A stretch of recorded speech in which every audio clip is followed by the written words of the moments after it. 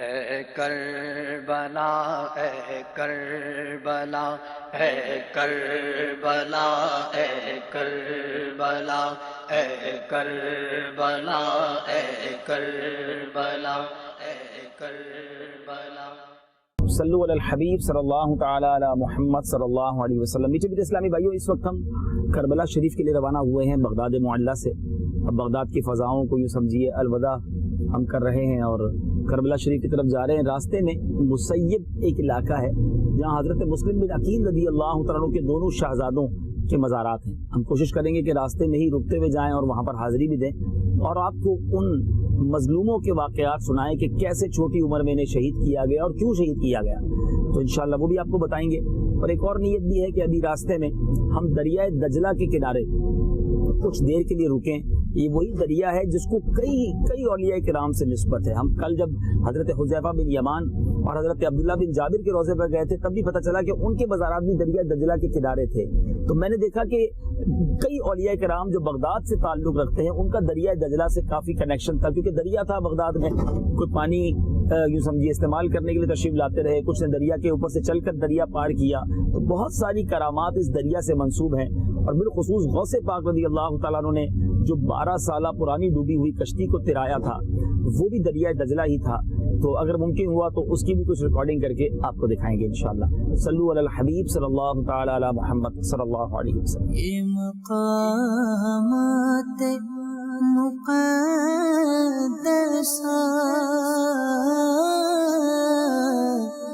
یہ مقامات مقدسہ. صلو علی الحبیب صلی اللہ تعالی علی محمد صلی اللہ علیہ وسلم. میٹھے میٹھے اسلامی بھائیوں اور مدنی چینل کے ناظرین، کربلا قدم بہ قدم میں ہم سب موجود ہیں. جیسے جیسے یہ سفر آگے بڑھتا جا رہا ہے دل کی کیفیت بھی تبدیل ہوتی چلی جا رہی ہے. امام عالی مقام، امام تشنا کام، امام عرش مقام، امام حسین رضی اللہ تعالیٰ عنہ اپنے رفقا کے ساتھ اس سفر کو روانہ ہیں. کوفہ سے کچھ دیر پہلے ایک مقام پر پڑاؤ کیا. لوگوں سے پوچھا یہ کون سا مقام ہے؟ بتانے والوں نے بتایا یہ کربلا ہے. امام حسین رضی اللہ تعالیٰ عنہ جانتے تھے یہ کربلا ہی کا مقام ہوگا جہاں شہادت نصیب ہوگی. کرب اور بلا سے کہ نام سے بنا یہ شہر، نام سے بنا یہ مقام، واقعی داستان کرب و بلا بن گیا. ایسی داستان اس شہر میں، اس میدان میں رقم کی گئی کہ آج کم و بیش 1400 سال گزر گئے ہیں. آنکھیں نم کر دیتا ہے، دل بے قرار کر دیتا ہے. اور کیوں دل بے قرار نہ ہو کہ وہ نواسہ رسول جس کو نبی پاک علیہ الصلوۃ والسلام نے اپنے کاندھوں پر سواری کروائی ہو، وہ نواسہ رسول جب پیاسے ہوں کہ نبی پاک انہیں اپنی زبان مبارک ان کے منہ میں ڈال دیں. وہ نواسہ رسول کے جب پیدا ہوں تو اذان مصطفیٰ کریم علیہ الصلوۃ والسلام دیں اور سب سے پہلا جو لقمہ، جو گٹی انہیں کھلائی جائے وہ نبی پاک ہی اپنا لعاب دہن ان کے منہ میں ڈالیں. ایسے شہزادے جنتی نوجوانوں کے سردار کے ساتھ ایسا سلوک کیا جائے. 82 افراد ہی تو تھے مگر یہاں پر انٹرپٹ کیا گیا، یہاں روکا گیا کہ آپ کو کوفہ نہیں جانے دیا جائے گا، پہلے آپ یزید کے ہاتھ پر بیعت کریں. امام علی مقام نے کہا میں خود تو نہیں آیا، مجھے تو بلایا گیا ہے، تم لوگوں نے مجھے بہت سارے خط لکھے تھے، مگر حر بن یزید جو اس وقت تک امام علی مقام کے لشکر میں نہیں بلکہ یزیدی لشکر سے آئے تھے، آپ کو روکے رکھا، آپ سے بات چیت شروع ہوئی. امام علی مقام نے کہا اگر مجھے نہیں جانے دیتے تو میں واپس چلا جاتا ہوں، میں جنگ لڑنے تو نہیں آیا. مگر دوسری طرف لشکر جو ہے وہ بڑھایا جاتا رہا، لشکر کی تعداد بڑھائی جاتی رہی اور ایک وقت ایسا بھی آیا کہ 22,000 کی تعداد تھی. ذرا سوچیے تو صحیح کہ کیا دنیا میں ایسی بھی کبھی جنگ ہوئی ہے کہ 82 افراد ہیں جس میں مرد بھی ہیں، خواتین بھی ہیں، بچے بھی ہیں، بیمار بھی ہیں. کیونکہ وہ لڑنے نہیں آئے تھے، وہ ہتھیار لے کر جنگ کرنے نہیں بلکہ وہ تو بلانے پر کوفہ والوں کی آئے تھے. مگر کوفہ سے پہلے ہی یہیں کہیں امام علی مقام کو روک لیا گیا. نہر فرات قریب ہی تھا مگر دونوں طرف کے لوگ اس فرات سے سیراب نہ ہو سکے کیونکہ امام علی مقام، امام تشنا کام، امام حسین رضی اللہ تعالیٰ عنہ اور ان کے لشکر پر تو ایک ایک بوند منع کر دی گئی، پیاس سے تڑپا دیا گیا. لیکن ان ظالموں کو تو پیاس تھی خاندان نبوت کے خون کی، وہ کہاں پانی پینے والے تھے. ایسی عجیب داستان ہے، ایسی دل خراش داستان ہے، ایسے عجیب واقعات ہیں کہ انسان عاشق رسول ہو تو اس کا دل تڑپ اٹھتا ہے. اور بار بار یہ خیال آتا ہے کہ ایسی بات کیا تھی، ایسا کون سا پردہ آنکھوں کے سامنے تھا کہ امام حسین کے فضائل احادیث میں موجود ہیں، نبی پاک کے اہل بیت اطہار ہیں، مگر کیوں ان کے قتل کے در پہ اور کیوں ان پر سختیاں کی گئیں؟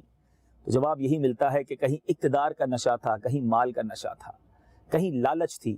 اس سے پتہ چلتا ہے میرے میٹھے اسلامی بھائیوں، اس کربلا کے میدان سے گویا یہ صدا آ رہی ہے کہ کبھی مال کی لالچ اپنے دل میں مت بسانا، کبھی اقتدار کے بھوت کو اپنے سر پر سوار مت کرنا، کیونکہ یہ لالچ ایک ایسا کام کروا سکتی ہے کہ انسان سوچ بھی نہیں سکتا۔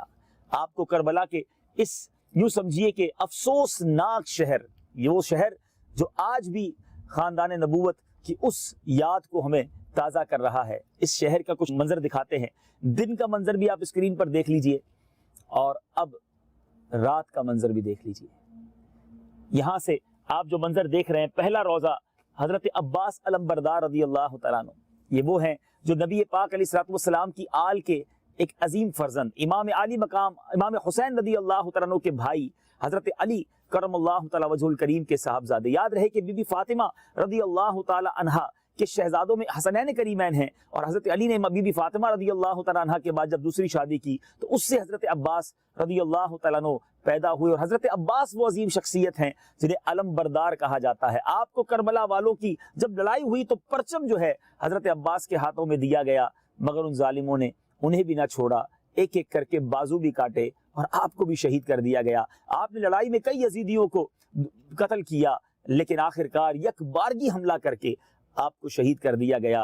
عباس نامدار ہے، زخموں سے چور چور، اس پہ کرے صفا کو ہمارا سلام ہو، اس پہ کرے وفا کو ہمارا سلام ہو، سلطان کربلا کو ہمارا سلام ہو۔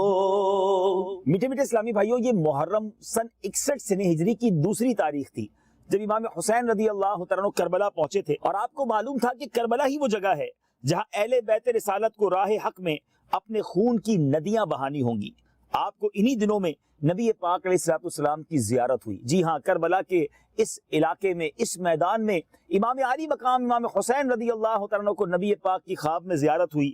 پیارے آقا علیہ السلام نے آپ کو شہادت کی خبر دی اور آپ کے سینہ مبارک پر دست اقدس رکھ کر دعا فرمائی، اللہم اعط الحسین صبرا و اجرا۔ عجیب وقت ہے کہ سلطان دارین کے نور نظر کو صدہا تمناؤں سے مہمان بنا کر بلایا جاتا ہے، عرضیوں، درخواستوں اور خطوط کی بھرمار کی جاتی ہے، قاصدوں اور پیاموں کو روزمرہ کے طور پر بھیجا جاتا ہے۔ اہل کوفہ رات کو اپنے مکانوں میں امام کی تشریف آوری کا خواب دیکھتے ہیں اور خوشی سے پھولے نہیں سماتے۔ ان کی جماعتیں راستوں میں انتظار کرتی ہیں کہ کب عرب سے کوئی قافلہ ہمارے پاس آئے گا۔ اور میرے میٹھے اسلامی بھائیوں، لیکن جب وہ قریب مہمان ان کے گھروں کے قریب آ جاتے ہیں تو اب تلواروں سے ان کا استقبال کیا جاتا ہے۔ کس قدر بے وفائی کی گئی، کس قدر دل آزاری کی گئی۔ اے میرے میٹھے اسلامی بھائیوں، اب چاروں ناچار امام حسین رضی اللہ تعالیٰ عنہ کو اپنے قافلے والوں سے یہ کہنا پڑا کہ اب ہمارا اسی میدان میں قیام ہوگا۔ قافلے والوں نے، اس اہل بیت اطہار کے قافلے نے اب خیمے لگا دیے۔ بلایا تو گھروں میں ٹھہرانے کے لیے تھا، بلایا تو سروں پہ بٹھانے کے لیے تھا، بلایا تو استقبال کرنے کے لیے تھا، مگر ایک صحرا کے اندر، ایک کھلے میدان کے اندر۔ ابھی تو کربلا میں بہت سارے ہوٹلز ہیں، بہت سارے گھر بنے ہیں، مگر آج سے کم و بیش 1450 سال پہلے یہاں گھر نہیں تھے، یہاں دھوپ تھی، یہاں ریت تھی، یہاں ویرانی تھی اور یہاں گرمی تھی، اور اس موسم میں ان 82 نفوس کو خیمے لگانے پڑے۔ اب بتائیے کیسا تکلیف دہ عمل ہے کہ کہیں مہمان بنا کر بلایا جائے اور اب تلواروں سے استقبال کیا جائے۔ آئیے اب روضہ امام حسین کے قریب بھی جائیں گے، بلکہ پہلے آپ کو، کیونکہ ہم اس سفر میں ایک طرح سے ساتھ ہیں، ہم آپ کو اس فرات کے کنارے لے جائیں گے۔ اب ہم آپ کو ان خیموں کے پاس لے جائیں گے جہاں امام حسین رضی اللہ تعالیٰ عنہ اور ان کے اصحاب نے، ان کے ساتھیوں نے خیمے لگائے۔ کہیں تو خیمہ ہے امام علی مقام امام حسین کا، کہیں خیمہ ہے امام زین العابدین کا، کہیں خیمہ ہے حضرت قاسم کا، کہیں خیمہ ہے بی بی زینب کا، یہ خیمہ بستی بن گئی اور انتظار ہے کہ اب ہونا کیا ہے، اب فیصلہ کیا ہونا ہے۔ امام حسین تو بچپن سے جانتے تھے، یہ بڑی عجیب بات ہے میٹھے اسلامی بھائیوں، کئی احادیث کا یہ مفہوم ہے کہ جب امام حسین رضی اللہ تعالیٰ عنہ کی ولادت ہوئی تو جبریل امین نے آ کر نبی پاک علیہ الصلوۃ والسلام کو بتایا تھا کہ آپ کے اس بیٹے کو آپ کی امت کے لوگ شہید کر دیں گے۔ گویا آپ کی شہادت کی خبر بچپن سے ہی پتہ تھی، نہ صرف نبی پاک کو پتہ تھی، بی بی فاطمہ کو بھی معلوم تھا، مولا علی کو بھی معلوم تھا، اور جبھی صحابہ کرام کو بھی پتہ تھا۔ مگر کبھی تو ایسا ہوتا کہ بی بی فاطمہ اپنے بابا جان سے کہتی کہ بابا جان حسین کو شہید کیا جائے گا، آپ کی دعا رد نہیں ہوتی، آپ رب کی بارگاہ میں دعا کریں کہ حسین سے یہ امتحان ٹل جائے۔ کبھی تو مولا علی جس نور نظر کو اپنی پرورش سے بڑا کر رہے تھے، کبھی تو نبی پاک سے عرض کرتے کہ یا رسول اللہ آپ کا نواسا ہے، حسین سے آپ کو بڑا پیار ہے، آپ اللہ کی بارگاہ میں دعا کر دیں کہ شہادت ٹل جائے، یہ امتحان ٹل جائے، حسین کو تکلیف نہ ہو۔ ماں کو پتا ہے، باپ کو پتا ہے، نانا جان کو پتا ہے، صحابہ کو پتا ہے، خود امام حسین کو پتا ہے، لیکن ہر شخص تیار ہے امتحان کے لیے، تیاری کروائی جا رہی ہے امتحان کے لیے۔ یہ کیسے نفوس تھے کہ اللہ کی راہ میں آنے والے امتحان کے لیے اپنے بیٹے کو پال پوس کر بڑا کر رہے تھے۔ کسی نے بارگاہ الہی میں دعا نہیں کی، اور ہم سب کے لیے یہ پیغام دیا کہ جب امتحان آتا ہے تو اسے خوش دلی کے ساتھ قبول کر کے ثابت قدمی سے رب کے صابر بندوں میں شامل ہوا جاتا ہے۔ اور امام حسین اور ان کے خاندان نے گویا یہ بتا دیا، کربلا کے میدان میں اگر آ ہی گئے تھے، پتا بھی تھا کہ کربلا میں شہادت ہوگی، تو واپس چلے جاتے، کوئی نیگوشیشن ہو جاتی، مگر امام حسین جانتے تھے کہ اب شہادت کا وقت آ گیا ہے، یہی وہ میدان ہے جہاں شہید کیا جائے گا۔ نبی پاک علیہ الصلوۃ والسلام نے بھی خواب میں آ کر بشارت دے دی، مگر یہ لوگ پیچھے مڑنے والے نہیں۔ بہت خوب شاعر لکھتا ہے نا، غلامان محمد جان دینے سے نہیں ڈرتے، یہ سر کٹ جائے یا مٹ جائے اس سے نہیں ڈرتے، اور صبر و تحمل کے ساتھ زندگی گزاری، اور صبر و تحمل کے ساتھ اللہ کی رضا کے لیے جان دے دی۔ آئیے چلتے ہیں اس خیمہ بستی کی طرف جس کی عجیب داستان ہے، جس کی عجیب کہانی ہے۔ وہاں راتیں تلاوت میں گزر رہی ہیں، وہاں راتیں ذکر و اذکار میں گزر رہی ہیں، حالانکہ بے سر و سامانی ہے، غریب الوطنی ہے، آہو فغاں نہیں ہے، شکوہ اور شکایت نہیں ہے۔ دوسری طرف یزیدیوں کے خیمے ہیں جہاں ساز ہیں، جہاں ڈھول ہیں، جہاں ناچ ہے، جہاں شراب ہے۔ یہاں ایک اور بات بھی سیکھنے والی ہے۔ کربلا کی ان فضاؤں سے مدنی چینل کے ناظرین کو ایک بات عرض کرنا چاہتا ہوں، ہماری راتیں کس میں گزر رہی ہیں؟ ہماری رات کہیں ڈول تماشوں میں، ناچ گانوں میں، فلموں ڈراموں میں، شراب و کباب میں، کیسینوز اور کلبز میں تو نہیں گزر رہی۔ دیکھو یزیدی خیمے والے یہ کرتے تھے، اور اگر ہماری راتیں تلاوت میں، نمازوں میں، سجدوں میں، عبادتوں میں گزر رہی ہے تو یہ حسینی خیموں کا انداز تھا۔ اپنے بارے میں سوچئے، نام تو میں بڑا ذوق و شوق سے نفوس قدسیہ کا لیتا ہوں، اپنے آپ کو پنجتن کا غلام بھی کہتا ہوں، اہل بیت اطہار کا غلام بھی کہتا ہوں، مگر طریقہ کہیں یزیدی تو نہیں اپنایا ہوا۔ بات ہے سمجھنے کی، یاد رکھیے، سوچئے، کیونکہ ہم سب نے ملاقات کرنی ہے انشاءاللہ، تمنا بھی ہے، ہم سب نے ملاقات کرنی ہے امام حسین سے، حضرت عباس سے، اہل بیت اطہار سے۔ ہم تو ہیں ان کے غلام، لیکن اس وقت منہ دکھانے کو کچھ ہوگا کہ نہیں، بات کرنے کو کچھ ہوگا کہ نہیں، پیش کرنے کو کچھ ہوگا کہ نہیں، کہیں یہ کہہ کر ہمیں دور نہ کر دیا جائے کہ تم نے تو ساری زندگی یزیدیوں کے طریقے پر گزاری، کیونکہ وہی تو برائیاں کرتے تھے، وہی تو بے حیائیاں کرتے تھے۔ امام حسین کا یزید کی ہاتھ پر بیعت نہ کرنے کی بڑی وجہ یہی تھی کہ وہ شراب کو حلال کرتا تھا، وہ بے حیائی کے کاموں کو فروغ دیتا تھا۔ اگر مسلمان کہلانے والا بھی شرابی ہے، مسلمان کہلانے والا بھی معاذ اللہ ان برے کاموں میں ملوث ہے، تو کیا وہ دکھائے گا اہل بیت اطہار کو؟ اے میرے میٹھے اسلامی بھائیوں، اس مبارک جگہ سے آپ کو یہی پیغام دینا ہے، آج کے بعد میری بھی یہی نیت ہو، آپ کی بھی یہی نیت ہو کہ اب زندگی گزرنی ہے تو امام حسین کے نقش قدم پر گزرنی ہے، کمپرومائز کر کے نہیں۔ لوگ کہتے ہیں ارے جناب ہم ایسے ملک میں رہتے ہیں جہاں سب چلتا ہے، کرنا پڑتا ہے، معاشرے کا انداز ایسا ہے، ماحول ایسا ہے۔ امام حسین نے تو کمپرومائز نہیں کیا تھا، جانیں چلی گئیں، بچے سامنے شہید ہوتے چلے گئے، اللہ کے دین کی سربلندی کے لیے کمپرومائز نہیں کیا۔ ہم تھوڑے سے پیسوں کے لیے کمپرومائز کر لیتے ہیں، ہم کسی ملک کے ویزا کے لیے اپنے ایمان کا کمپرومائز کر لیتے ہیں، کسی جگہ پر سیٹل ڈاؤن ہونے کے لیے ہم بہت سارے کمپرومائز کر لیتے ہیں، بچے کی شادی کی خوشی کا کہہ کر ہم اپنے بہت سارے اسلامک کلچرل سے کمپرومائز کر لیتے ہیں۔ ذرا غور کیجئے، ایک طرف امام حسین ہیں اور ایک طرف ہمارا انداز ہے، یہ درست نہیں ہے، ہمیں اسے چھوڑنا ہوگا، تبدیلی لانی ہوگی۔ اللہ کرے اس مبارک فضاؤں سے یہ بات میرے بھی دل میں اتر جائے، آپ کے دل میں بھی اتر جائے کہ اصل بات یہ ہے کہ اللہ راضی ہو جائے، اللہ کے نبی راضی ہو جائیں، ان کی آل راضی ہو جائے، ان کے اصحاب راضی ہو جائیں، یہ ہمارے لیے بہت کچھ ہے۔ ہم دنیا والوں کو راضی کرنے کے لیے بعض اوقات رب کو ناراض کر دیتے ہیں، اور یہی ہماری سب سے بڑی بے وقوفی ہے۔ اللہ تعالیٰ عمل کی توفیق عطا فرمائے۔ صلو علی الحبیب صلی اللہ تعالی علی محمد صلی اللہ علیہ وسلم۔ صلو علی الحبیب صلی اللہ تعالی علی محمد صلی اللہ علیہ وسلم۔ میٹھے میٹھے اسلامی بھائیوں، میدان کربلا سے، جی ہاں، کربلا کی فضاؤں سے، امام حسین رضی اللہ تعالیٰ عنہ اور حضرت عباس علمدار رضی اللہ تعالیٰ عنہ کے روضے کے قریب سے سلسلہ لے کر حاضر ہوئے ہیں، جس کا نام ہے کربلا قدم بقدم۔ کربلا کا واقعہ کیوں کر ہوا، کیسے ہوا، خاندان اہل بیت کو کس بے سر و سامانی میں اسی جگہ پر، جی ہاں اسی جگہ پر شہید کیا گیا۔ کیوں شہید کیا گیا؟ انہیں تو بلایا گیا تھا۔ آئیے اب یہ داستان سنتے ہیں، ان مبارک فضاؤں سے سنتے ہیں۔ توجہ رکھیے گا، ذرا تصور بھی جمائیے گا۔ وہ شہزادے جن کو نبی پاک علیہ السلام فرمائیں کہ میرے پھول ہیں، سونگا کرتے جنہیں، گود میں بٹھایا کرتے، کاندھوں پر سوار کیا کرتے، بہت پیار تھا۔ جب سجدہ کرتے اور حسنین کریمین میں سے کوئی کاندھے پر سوار ہو جاتا تو نبی پاک اپنا سجدہ طویل فرما دیتے، اتنا قرب۔ لیکن یہ جان کر بھی آپ کو حیرت ہوگی کہ سرور عالم صلی اللہ تعالی علیہ وسلم کی بعثت سے بھی پہلے، میرے آقا کو یوں سمجھے دنیا میں تشریف لانے سے پہلے بھی یہ خبر مشہور تھی کہ نواسہ رسول شہید کیے جائیں گے۔ جی ہاں، بعثت شریف سے 300 برس پیشتر یہ شعر ایک پتھر پر لکھا ہوا ملا تھا۔ کیا حسین کے قاتل یہ بھی امید رکھتے ہیں کہ روز قیامت ان کے نانا کی شفاعت پائیں گے؟ یہی شعر روم کے ایک گرجا میں لکھا پایا گیا اور لکھنے والا معلوم نہ ہوا۔ میٹھے میٹھے اسلامی بھائیوں، کئی حدیثوں میں ہے کہ نبی پاک علیہ السلام ام المومنین حضرت ام سلمہ رضی اللہ تعالی عنہا کے کاشانہ میں تشریف فرما تھے کہ ایک فرشتہ جو کہ پہلے کبھی حاضر نہ ہوا تھا، اللہ تبارک و تعالیٰ سے حاضری کی اجازت لے کر نبی پاک کے قدموں میں حاضر ہوا، اور نبی پاک نے ام المومنین رضی اللہ تعالی عنہا سے فرمایا دروازے کی نگہبانی رکھو، کوئی آنے نہ پائے۔ اتنے میں سیدنا امام حسین رضی اللہ تعالیٰ عنہ دروازہ کھول کر نبی پاک کے قدموں میں جا بیٹھے، گود میں جا بیٹھے، پیارے آقا پیار فرمانے لگے۔ فرشتے نے عرض کی حضور انہیں چاہتے ہیں؟ فرمایا ہاں۔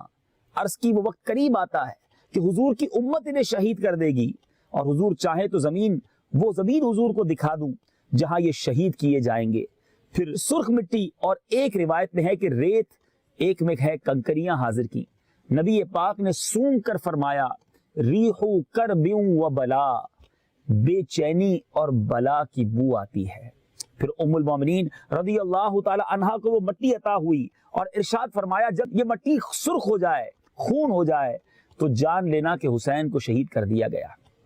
انہوں نے وہ مٹی جو ہے شیشی میں رکھ چھوڑی۔ ام المومنین حضرت ام سلمہ رضی اللہ تعالی عنہ فرماتی ہیں میں کہا کرتی تھی جس دن یہ مٹی خون ہو جائے گی کیسی سختی کا دن ہوگا۔ گویا نبی پاک کو بھی پتا ہے، گھر والوں کو بھی پتا ہے، مولا علی کو بھی پتا تھا۔ جی ہاں، امیر المومنین مولا علی کرم اللہ تعالی وجہ الکریم صفین کو جاتے ہوئے زمین کربلا سے گزرے تھے، یعنی یہ واقعہ یہاں رونما نہیں ہوا تھا، اس سے پہلے یہیں سے گزرے تھے۔ تو لوگوں نے کہا کربلا، آپ نے جگہ کا نام پوچھا تو لوگوں نے بتایا کربلا۔ آپ نے رونا شروع کیا، یہاں تک کہ روئے کہ آنسوؤں سے زمین تر ہو گئی۔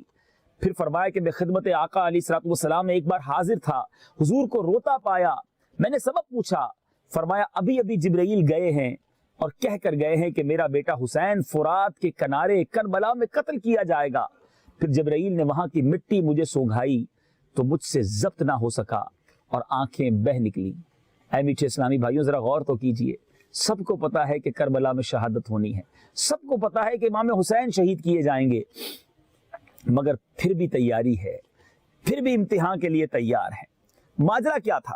اے میرے میٹھے اسلامی بھائیوں، یزید نے جب اپنے آپ کو سلطنت کا امیر یوں سمجھیے کہ ڈکلیئر کیا، اور یزید کا کچھ طرح تعارف ہو جائے کہ یزید جو ہے وہ امام حسین نے کیوں ڈینائی کیا، کیوں نہیں بات مانی، کیوں یزید کے ہاتھ پر بیعت نہیں کی، اس کی وجہ کیا تھی؟ اے میرے میٹھے اسلامی بھائیوں، یزید نے جیسے ہی تخت سلطنت پر اپنا راج جمایا، لوگوں سے دھڑا دھڑ اپنی بیعت لینا شروع کی۔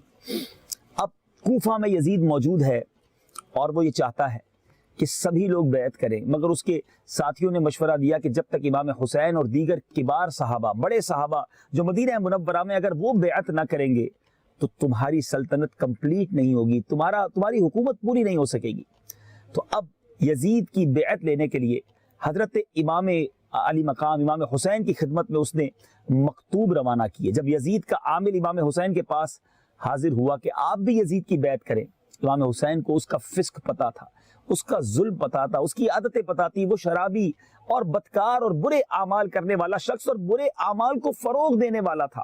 امام حسین اگر ہاں کہہ دیتے تو بڑا مال و دولت بھی مل جاتا، پرسکون بھی رہتے، اپنے گھر میں بھی اپنے بچوں کے ساتھ بھی رہتے، مگر امام حسین جانتے تھے کہ اگر آج میں نے اس یزید پلید کی بیعت کر لی، اس برے آدمی کے ہاتھ میں ہاتھ دے دیا، تو رہتی دنیا کو یہ میسج آئے گا کہ جب نواسہ رسول ایک فاسق و فاجر، ایک ظالم کا ساتھ دے سکتے ہیں تو پھر ہم بھی دے سکتے ہیں۔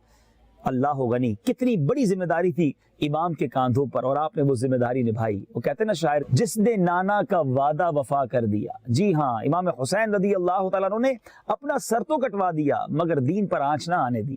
شاعر لکھتے ہیں نا، قتل حسین اصل میں مرگ یزید ہے، اسلام زندہ ہوتا ہے ہر کربلا کے بعد۔ بہرحال حضرت امام نے انکار کر دیا کہ نہیں، میں یزید کے ہاتھ پر بیعت نہیں کروں گا۔ لیکن جب پتا چلا یزید کے کارندوں کو کہ امام حسین بیعت نہیں کرنا چاہتے، تو اب انہوں نے امام حسین کو تنگ کرنے کی ٹھانی اور شدت ظلم کا ارادہ کر لیا۔ اب امام حسین جانتے تھے کہ یزیدیوں میں آتش اناد بھڑک اٹھی ہے، اور اسی لیے امام حسین اسی شب مدینہ منورہ سے مکہ پاک روانہ ہو گئے۔ یہ 4 تاریخ تھی شعبان المعظم کی۔ اے میرے بیچے اسلامی بھائیوں، ذرا غور کیجئے کہ جس کی ساری زندگی مدینے میں گزری ہو، پیدائش ہی مدینے میں ہوئی ہو، نانا جان کا روزہ بھی وہی ہو، اس خاندان کو مدینہ چھوڑنا کتنا بھاری پڑا ہوگا۔ آپ میں سے بہت سارے یہاں جو اسلامی بھائی بیٹھے ہیں وہ بھی جب مدینہ شریف جاتے ہیں، یا مدنی چینل کے ناظرین جو مدینہ منورہ جاتے ہیں، ہم وہاں کے رہنے والے نہیں، مدینے والوں سے محبت ہے اس لیے جاتے ہیں، مدینے والے آقا علیہ الصلوۃ والسلام سے محبت ہے۔ ارے کسی عاشق سے پوچھو جب مدینہ چھوٹتا ہے تو دل پر کیسی قیامت طاری ہوتی ہے، تو نواسہ رسول سے مدینہ چھوٹا ہوگا کیا کیفیت ہوگی۔ کتابوں میں لکھا ہے کہ وہ رات جو مدینہ چھوڑنے کی رات تھی، نواسہ رسول اپنے خاندان کے ساتھ روضہ رسول پر حاضر ہوئے، خوب آنسو بہائے، نبی پاک سے گویا الوداع کہا، اور روتے روتے 4 شعبان المعظم سن 60 ہجری کو مدینہ چھوٹ گیا۔ مدینہ پاک سے آپ مکہ پاک آ گئے۔ بڑا غم و اندوہ تھا، صحابہ اکرام علیہم الرضوان جو ہے وہ بہت زیادہ غمگین تھے۔ آپ امام علی مقام مکہ مکرمہ پہنچ گئے۔ اب جب مکے پہنچتے ہیں تو یہیں سے، جی ہاں، اسی علاقوں سے، کوفہ سے اور یہاں کے اطراف کے رہنے والوں نے امام حسین کو خط بھجوائے، بڑی عرضیاں بھیجی، بڑے خطوط بھجوائے، بڑے یوں سمجھیے کہ لوگ پیغام لے کر گئے کہ حضور ہم بھی یزید کے ہاتھ پر بیعت نہیں کرنا چاہتے، آپ نے بھی بیعت نہیں کی، ہم بھی نہیں کرنا چاہتے، حضور ہم اپنا جان و مال آپ پر فدا کریں گے، آپ کرم فرمائیں، ہمارے پاس آئیں، ہم آپ کے ہاتھ پہ بیعت کرنا چاہتے ہیں۔ اب ایک طرف تو امام کو کربلا کا واقعہ بھی معلوم تھا، کوفہ والوں کی بدعہدی کے بارے میں بھی علم تھا، دوسری طرف ان کی عرضیاں تھیں۔ اب یہ بڑی ذمہ داری تھی کہ امام حسین منع کر دیتے کہ میں نہیں آتا، مگر وہ جانتے تھے کہ کل بروز قیامت اگر ان کوفہ والوں نے اللہ کی بارگاہ میں عرض کیا کہ مولا ہم تو یزید کے ہاتھ پر بیعت نہیں کرنا چاہتے تھے، ہم نے تو امام حسین کو خطوط بھی لکھے مگر وہ تشریف نہیں لائے، تو امام حسین رضی اللہ تعالیٰ عنہ نے اپنی ذمہ داری پوری کرنے کے لیے پہلے اپنا نمائندہ بنا کر حضرت مسلم بن عقیل رضی اللہ تعالیٰ عنہ کو روانہ کیا۔ حضرت مسلم بن عقیل رضی اللہ تعالیٰ عنہ حضرت امام حسین کے نمائندہ بن کر کوفہ پہنچے۔ جب کوفہ پہنچتے ہیں تو وہاں تو لوگوں نے شاندار استقبال کیا، 12,000 لوگوں نے آپ سے بیعت کر لی۔ اتنا شاندار استقبال، اتنی محبتیں دیکھ کر حضرت مسلم بن عقیل رضی اللہ تعالیٰ عنہ نے امام حسین کو خط لکھ دیا کہ حضور حالات بڑے سازگار ہیں، لوگ بڑی محبت کر رہے ہیں، آپ بھی کوفہ آ جائیے۔ اب امام حسین نے کوفہ کے لیے ارادہ کرنا شروع کیا۔ جیسے ہی امام حسین نے کوفہ کا سفر باندھا، کوفہ کے لیے روانگی کا نیت کی، تو بہت سارے صحابہ کرام، کبار صحابہ کرام، بڑے بڑے صحابہ کرام حاضر ہوئے کہ حضور آپ مت جائیے، وہاں کے لوگ وفا نہیں کریں گے، وہاں کی تلواریں آپ کا استقبال کریں گی۔ مگر امام حسین رضی اللہ تعالیٰ عنہ نے فرمایا کہ نہیں، اب مجھے جانا ہوگا۔ مسلم بن عقیل رضی اللہ تعالیٰ عنہ نے بھی وہاں سے اچھی خبر دے دی ہے۔ میٹھے اسلامی بھائیو، حج کے دن قریب آ رہے ہیں۔ شعبان میں مدینے سے مکے پہنچے اور اب مکہ پاک سے کوفہ کا ارادہ ہے، اور حج کے دن بھی قریب ہیں، پوری دنیا سے حاجی مکے پہنچ رہے ہیں، اور امام علی مقام، امام تشنا کام جو ہیں وہ کوفہ کے لیے روانگی کی تیاری کر رہے ہیں۔ حضرت مسلم بن عقیل کے ساتھ پھر کیا ہوا، آئیے چلتے ہیں مزار مسلم بن عقیل رضی اللہ تعالیٰ عنہ پر۔ یہ واقعہ انہی کے قدموں میں کوفہ جا کر سنتے ہیں، اور پھر اس کے بعد ہم چلیں گے مقام مسیب پر، जहां हजरत मुस्लिम बिन अकील रज़ी अल्लाह तआला के साहबजादगान के, उनके शहजादों के मज़ारात हैं, और फिर वहां सुनेंगे कि उनके शहजादों के साथ क्या हुआ। ये कैसी दास्तान है, कभी इधर करवट बदलती है, कभी इधर करवट बदलती है, कभी तो इस्तकबाल होता है और कभी तलवारें निकाल ली जाती हैं, कहीं तो मरहबा कहा जाता है और कहीं जान लेने की सदाएं लगाई जाती हैं। चलते हैं कूफा हजरत मुस्लिम बिन अकील के रोज़े पर और सुनते हैं कि जब वो कूफा पहुंचे तो क्या हुआ। कोशिश करेंगे कि जामा मस्जिद कूफा भी आपको दिखाएं, जहां एक बड़ी अजीब व गरीब नमाज अदा की गई। दुनिया में ऐसा तो बहुत बार हुआ कि इमाम ने नमाज शुरू की तो नमाजी थोड़े थे, मगर सलाम फेरा तो नमाजी ज्यादा हो गए, क्योंकि मसबूक बाद में शामिल होते हैं। मगर ये बड़ी निराली, बड़ी अनोखी और बेवफाई की दास्तान रखने वाली एक अजीब जमात थी कि नमाज शुरू की तो कई नमाजी हैं और सलाम फेरा तो पीछे कोई नहीं है। ये क्यों हुआ, आइए आपको बताते हैं। करबला कदम ब कदम। ये मकामात मुक़द्दसा,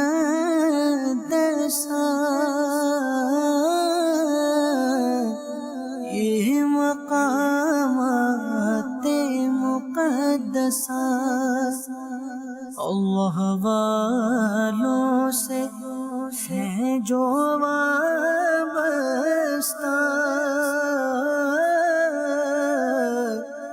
है मकामात मुक़द्दसा,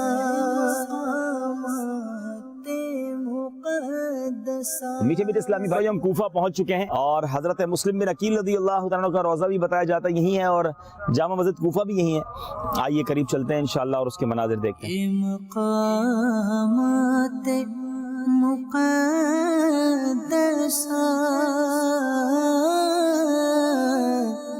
ये मकामात मुक़द्दसा अल्लाह वालों से है जो वाबस्ता,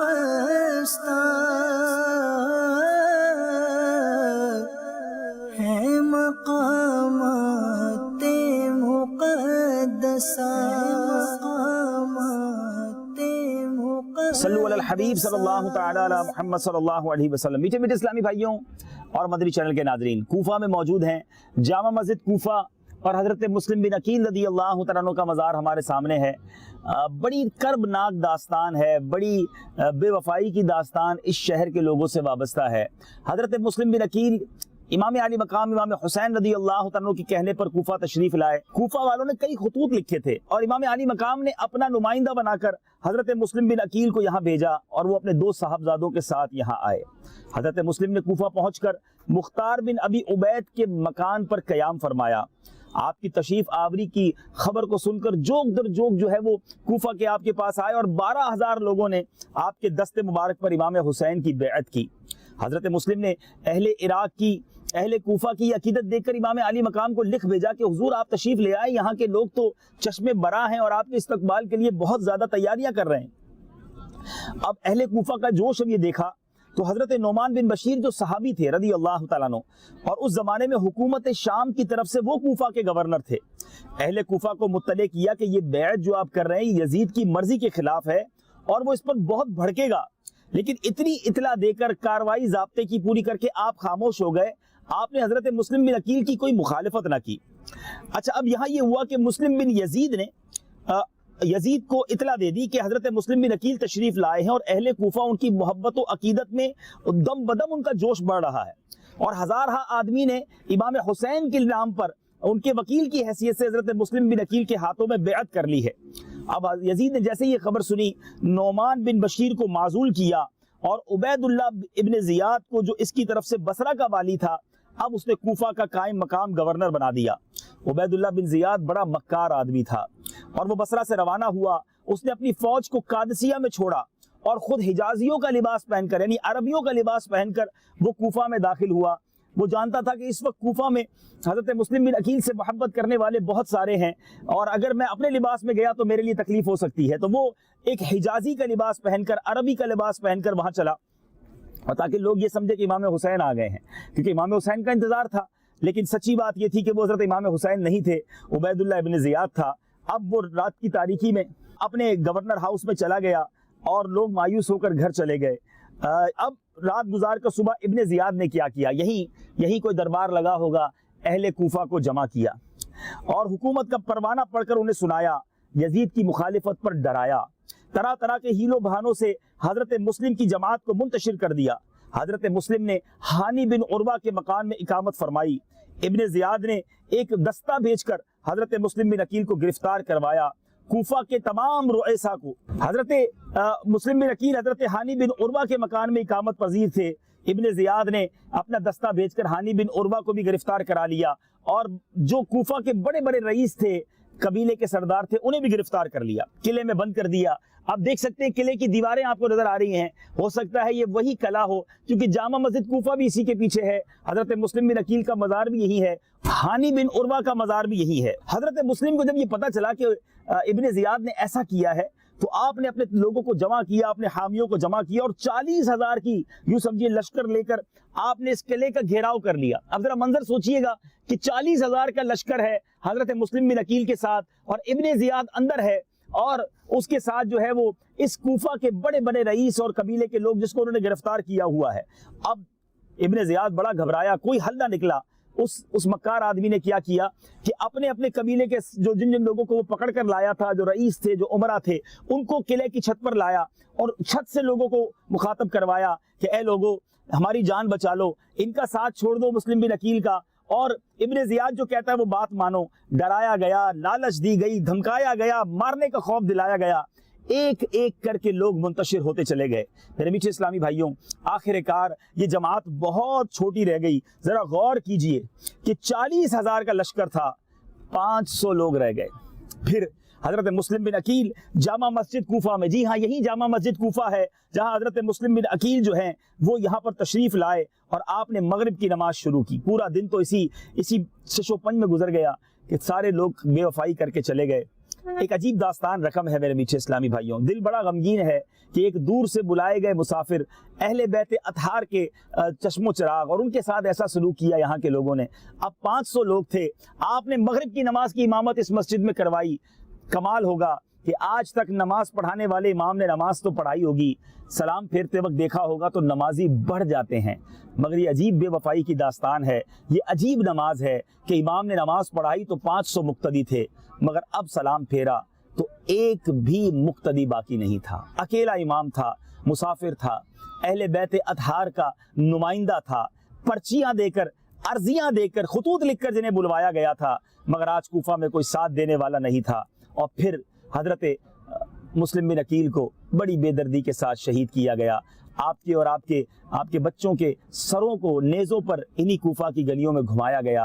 اے میرے میٹھے اسلامی بھائیوں، یہ بات کوفہ میں آ کر آج جب دیکھی، آج یہاں پر بیان کی، یقیناً یہ واقعات ہم نے وطن میں بھی سنے تھے، پڑھے تھے، بیانات سنے تھے، مگر یہاں آ کر احساس ہوتا ہے کہ کیسا شہر تھا، کیسے لوگ تھے، اور کتنی بڑی بے وفائی کی۔ بہرحال اب جس کو کہے کہ ستم بالائے ستم یہ تھا کہ حضرت مسلم بن عقیل تو شہید ہو گئے تھے، لیکن خط لکھ چکے تھے امام حسین کو، آخری وقت بھی آنکھوں سے آنسوؤں کی جھڑی تھی، اپنی جان کی فکر نہیں تھی، فکر یہ تھی کہ امام حسین بھی تو یہاں آئیں گے، انہیں تو میں نے خط لکھا تھا، وہ تو یہ سمجھ کے آئیں گے کہ یہاں کے لوگ بیعت کر لیں گے، مگر انہوں نے تو میرا بھی یہ حال کر دیا ہے، امام علی مقام کا کیا حال ہوگا۔ اے میرے میٹھے اسلامی بھائیوں، داستان کربلا جاری ہے، کربلا قدم بقدم۔ اگلے حصے میں کربلا ہی کے میدان سے آپ سنیں گے کہ جب امام حسین مکہ پاک سے روانہ ہوئے پھر کیا معاملات ہوئے۔ صلو علی الحبیب صلی اللہ تعالی علی محمد صلی اللہ علیہ وسلم۔ میٹھے میٹھے اسلامی بھائیوں، حضرت مسلم بن عقیل بھی شہید ہو گئے، آپ کے شہزادے بھی شہید ہو گئے۔ امام حسین آخر وقت تک حضرت مسلم بن عقیل کو فکر یہ کھائی جا رہی تھی کہ میں نے خط لکھ دیا ہے، ان ظالموں نے میرا یہ حال کیا ہے، تو میرے امام کا حال کیا کریں گے۔ اور امام تو جنگ لڑنے بھی نہیں آ رہے، وہ تو اپنے بچوں کو لے کر ایک یہ ذہن بنا کر آ رہے ہیں کہ کوفہ والوں نے ہمیں بلایا ہے اور ہم ان کو جا کر نیکی کی دعوت دیں گے اور یہ میرے ہاتھ پر بیعت کریں گے، لیکن یہاں تو انہوں نے مجھے، میرے بچوں کو، سب کو مار ڈالنے کی نیت کر لی ہے۔ امام علی مقام امام حسین رضی اللہ تعالیٰ عنہ جس دن حضرت مسلم بن عقیل شہید ہوتے ہیں، یہ واقعہ 3 ذی الحجہ کا ہے، اور امام حسین کوفہ کی طرف روانہ ہو جاتے ہیں۔ اب حضرت مسلم بن عقیل کا جب خط آ چکا تھا، امام علی مقام روانہ ہو چکے تھے، کئی صحابہ نے روکنے کی کوشش کی، حضور آپ اصرار نہ کریں، آپ نہ جائیں کربلا، آپ کوفہ نہ جائیں، لیکن امام علی مقام نے اپنا سفر شروع کر دیا. 82 نفوس تھے, 82 آپ کے خاندان کے افراد تھے. اہل بیت کا یہ چھوٹا سا قافلہ کعبہ سے اب جدا ہو رہا ہے. طواف کیا گیا, الوداعی طواف کیا گیا. خانہ کعبہ کے پردوں سے لپٹ لپٹ کر قافلے والے روتے رہے. ان کی گرم آہوں اور دل دہلانے والے نالوں نے مکہ مکرمہ کے باشندوں کو مغموم کر دیا. مکہ مکرمہ کا بچہ بچہ اہل بیت کے اس قافلے کو حرم شریف سے رخصت ہوتا دیکھ کر آپ دیدہ اور مغموم ہو رہا تھا, غمگین ہو رہا تھا. اے میرے میٹھے اسلامی بھائیوں, اب جیسے ہی آگے بڑھتے ہیں, بڑی عجیب بات ہوتی ہے کہ ذات عرق کے مقام پر بشیر ابن غالب اسدی مکہ مکرمہ کوفہ سے آتے ہوئے ملے, یعنی وہ کوفہ سے آ رہے تھے.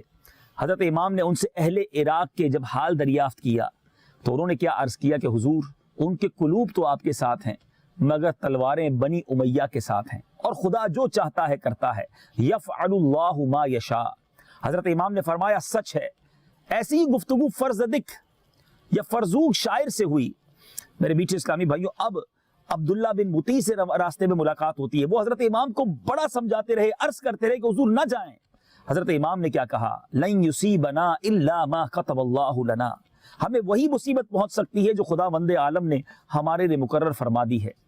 اب بڑی عجیب بات یہ ہے کہ راستے ہی میں کوفیوں کی بد عہدی اور حضرت مسلم کی شہادت کی خبر بھی مل گئی. یعنی حضرت مسلم نے خط لکھا تھا, امام روانہ ہو گئے. راستے میں کوفہ پہنچنے سے پہلے, کربلا پہنچنے سے پہلے امام حسین کو پتہ چل گیا کہ حضرت مسلم بن عقیل کو شہید کر دیا گیا ہے. کوفیوں نے بد عہدی کر دی ہے. اب آپ کا جو قافلہ تھا اس میں مختلف رائے ہو گئی. کسی نے کہا حضور اب تو جانے کا فائدہ نہیں, واپس چلتے ہیں مدینہ شریف, واپس چلتے ہیں مکہ پاک. لیکن بہت لوگوں نے یہ بھی کہا کہ نہیں, ہمیں سفر جاری رکھنا چاہیے اور ہمیں واپسی کا خیال ترک کر دینا چاہیے. حضرت امام نے بھی اس سے اتفاق کیا اور قافلہ آگے چل دیا, یہاں تک کہ جب کوفہ 2 منزل رہ گیا تب آپ کو حر بن یزید ریاحی ملا. حر کے ساتھ ابن زیاد کے 1000 ہتھیار بند سوار تھے. حر نے امام علی مقام کی جناب میں عرض کی کہ اس کو ابن زیاد نے آپ کی طرف بھیجا ہے اور حکم دیا ہے کہ آپ کو اس کے پاس لے چلے. حر نے یہ بھی ظاہر کیا کہ حضور میں دل سے نہیں آیا, نہ میں اپنے دل سے نہیں آیا بلکہ مجبوراً آیا ہوں, اور حکم دیا ہے کہ مجھے آپ کو لے جانا ہے. آپ کی خدمت میں جرت کرنا, آپ کے سامنے کھڑے ہونا مجھے بڑا ناگوار ہے. حضرت امام نے حر سے فرمایا کہ میں اس شہر میں خود نہیں آیا, مجھے تو بلایا گیا ہے. تمہارے لوگوں نے, تمہارے شہر کے لوگوں نے مجھے خطوط لکھے ہیں. اے اہل کوفہ, اگر تم اپنے عہد و بیعت پر قائم ہو, تمہیں اپنی زبانوں کا کچھ پاس ہو تو میں تمہارے شہر میں داخل ہوں, ورنہ یہیں سے میں واپس چلا جاؤں. اب حر کیا کہتے ہیں, کہتے ہم کو تو اس کا کچھ علم نہیں کہ آپ کو خطوط لکھے گئے, التجا نامے لکھے گئے. اب نہ میں آپ کو چھوڑ سکتا ہوں نہ واپس جانے دے سکتا ہوں. بڑا عجیب معاملہ ہو گیا. راستے میں روک لیا گیا. ابھی کوفہ کچھ دور ہے, وہ جگہ کون سی تھی وہ بھی آپ کو بتائیں گے. چلتے ہیں حضرت حر کے مزار پر. یہ حر, حضرت حر کیسے بن گئے, یہ حر کا مزار کیسے بن گیا. حر تو امام علی مقام کو روکنے آئے تھے, لیکن آج ان کے مزار پر زائرین حاضری دیتے ہیں. کہ زندگی میں کبھی ایسا بدلاؤ بھی آتا ہے. جی ہاں, جب انسان اپنے خیالات بدل لے, اپنی سوچ بدل لے, ظالم کا ساتھ دینے کی بجائے مظلوم کا ساتھی بن جائے اور اہل بیت اطہار کی غلامی اختیار کر لے اور اپنی جان ان کے قدموں پہ قربان کر لے, تو پھر مقام کیسا ملتا ہے. آئیے چلتے ہیں حضرت حر کے مزار پر, اور یہ بات وہیں سے آگے شروع کریں گے کہ پھر کیا ہوا حضرت حر اور امام علی مقام کے درمیان. دیکھتے رہیے سلسلہ کربلا قدم بقدم. صلو علی الحبیب صلی اللہ تعالی علی محمد صلی اللہ علیہ وسلم. میٹھے میٹھے اسلامی بھائیوں, مدنی چینل کے ناظرین, الحمدللہ حضرت حر رضی اللہ تعالیٰ عنہ کے روضے پر پہنچے. کربلا سے تقریباً 20 کلومیٹر کا فاصلہ ہے. آئیے ان کے مزار پر چلتے ہیں, دیدار بھی کرتے ہیں اور انشاءاللہ ان کی سیرت بھی وہیں سے بیان کرتے ہیں. مقامات مقدسہ,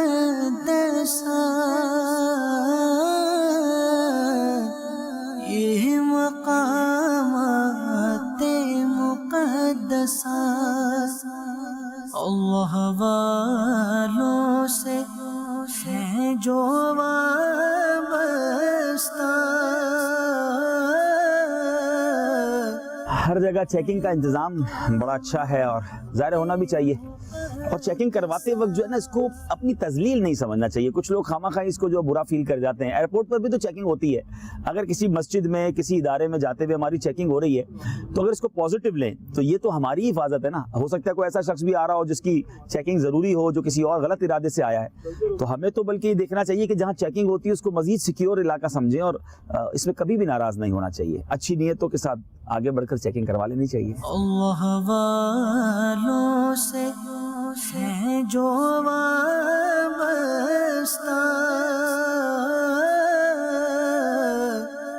ہے مقامات مقدسہ, یہ مقامات مقدسہ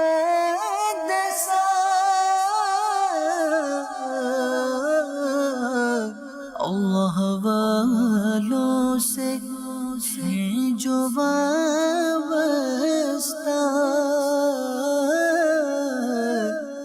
ہے مقامات مقدسہ. الحمدللہ رب العالمین والصلاة والسلام علی سید المرسلین. اما بعد فاعوذ باللہ من الشیطان الرجیم. بسم اللہ الرحمن الرحیم. میٹھے میٹھے اسلامی بھائیوں اور مدنی چینل کے ناظرین, کچھ شخصیات سے ایک انسیت سی ہو جاتی ہے, ملاقات نہیں ہوئی ہوتی, دیدار نہیں ہوا ہوتا, مگر جب ان کے بارے میں سنتے ہیں تو محبت دل میں گھر کر جاتی ہے. ایک ایسا ہی کردار کربلا کے میدان کا حضرت حر بن یزید رضی اللہ تعالیٰ عنہ. یقیناً آپ کے روضے پر میری بھی مجھے یاد پڑتا ہے کہ شاید یہ پہلی حاضری ہے, اور آپ کی سیرت کو کئی بار پڑھا, بیانات میں سنا, اور عقل حیران ہو جاتی ہے کہ کس طرح آپ نے اپنے آپ کو ایک یوں سمجھیے کہ یزیدی لشکر سے نکالا, شیطانی کاموں سے نکالا اور حسینی لشکر میں شامل ہوئے. اس واقعے کو ضرور بیان کریں گے. واقعہ کربلا آگے بڑھتا جا رہا ہے. کربلا والوں نے اپنے خیمے لگا دیے ہیں, جنگ کی تیاریاں ہیں.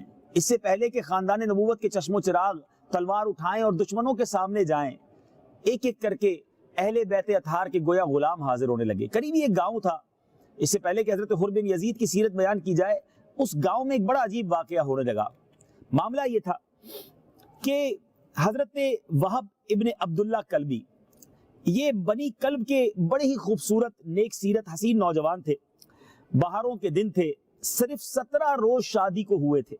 ابھی زندگی کی یوں سمجھیے کہ خوشیاں منا رہے تھے, اور آپ کی والدہ جو کہ ایک بیوہ عورت تھی, جن کی ساری کمائی یہی ایک نوجوان تھے, یعنی یہی ایک اکلوتا بیٹا تھا.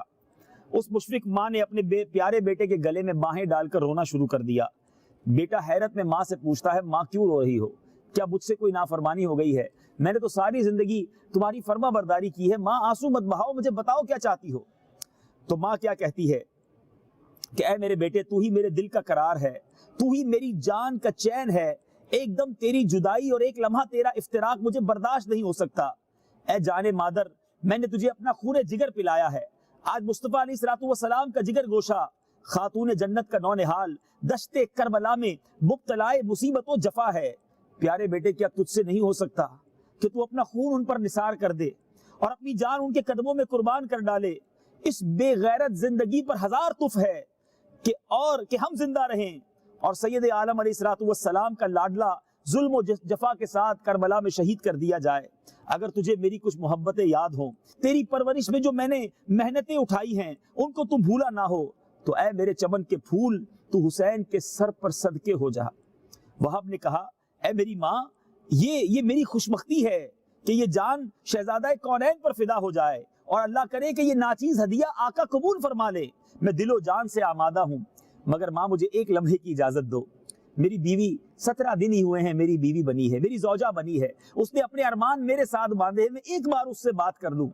دیکھیں ماں بھی کیسی تھی. ماں کہتی, بیٹا عورتیں ناقص العقل ہوتی ہیں, تم اپنی زوجہ کے پاس جاؤ گے, وہ زوجہ ہو سکتا ہے تمہیں بہت سارے واسطے دے, اپنی بیوگی کا اور اپنی تنہائی کا رونا روئے اور تم اپنے ارادے سے متزلزل ہو جاؤ.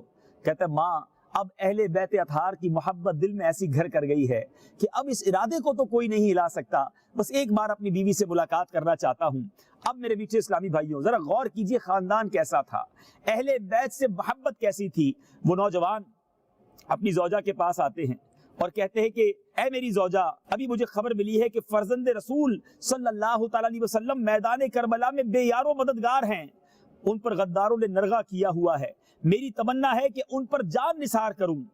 یہ سن کر نئی نویلی دلہن نے امید بھرے دل سے ایک آنکھ کھینچی اور کہنے لگی، اے میرے آرام جاں، افسوس کہ میں آپ کا اس جنگ میں ساتھ نہیں دے سکتی۔ شریعت اسلامیہ نے عورتوں کو حرب کے لیے، جنگ کے لیے میدان میں آنے کی اجازت نہیں دی ہے۔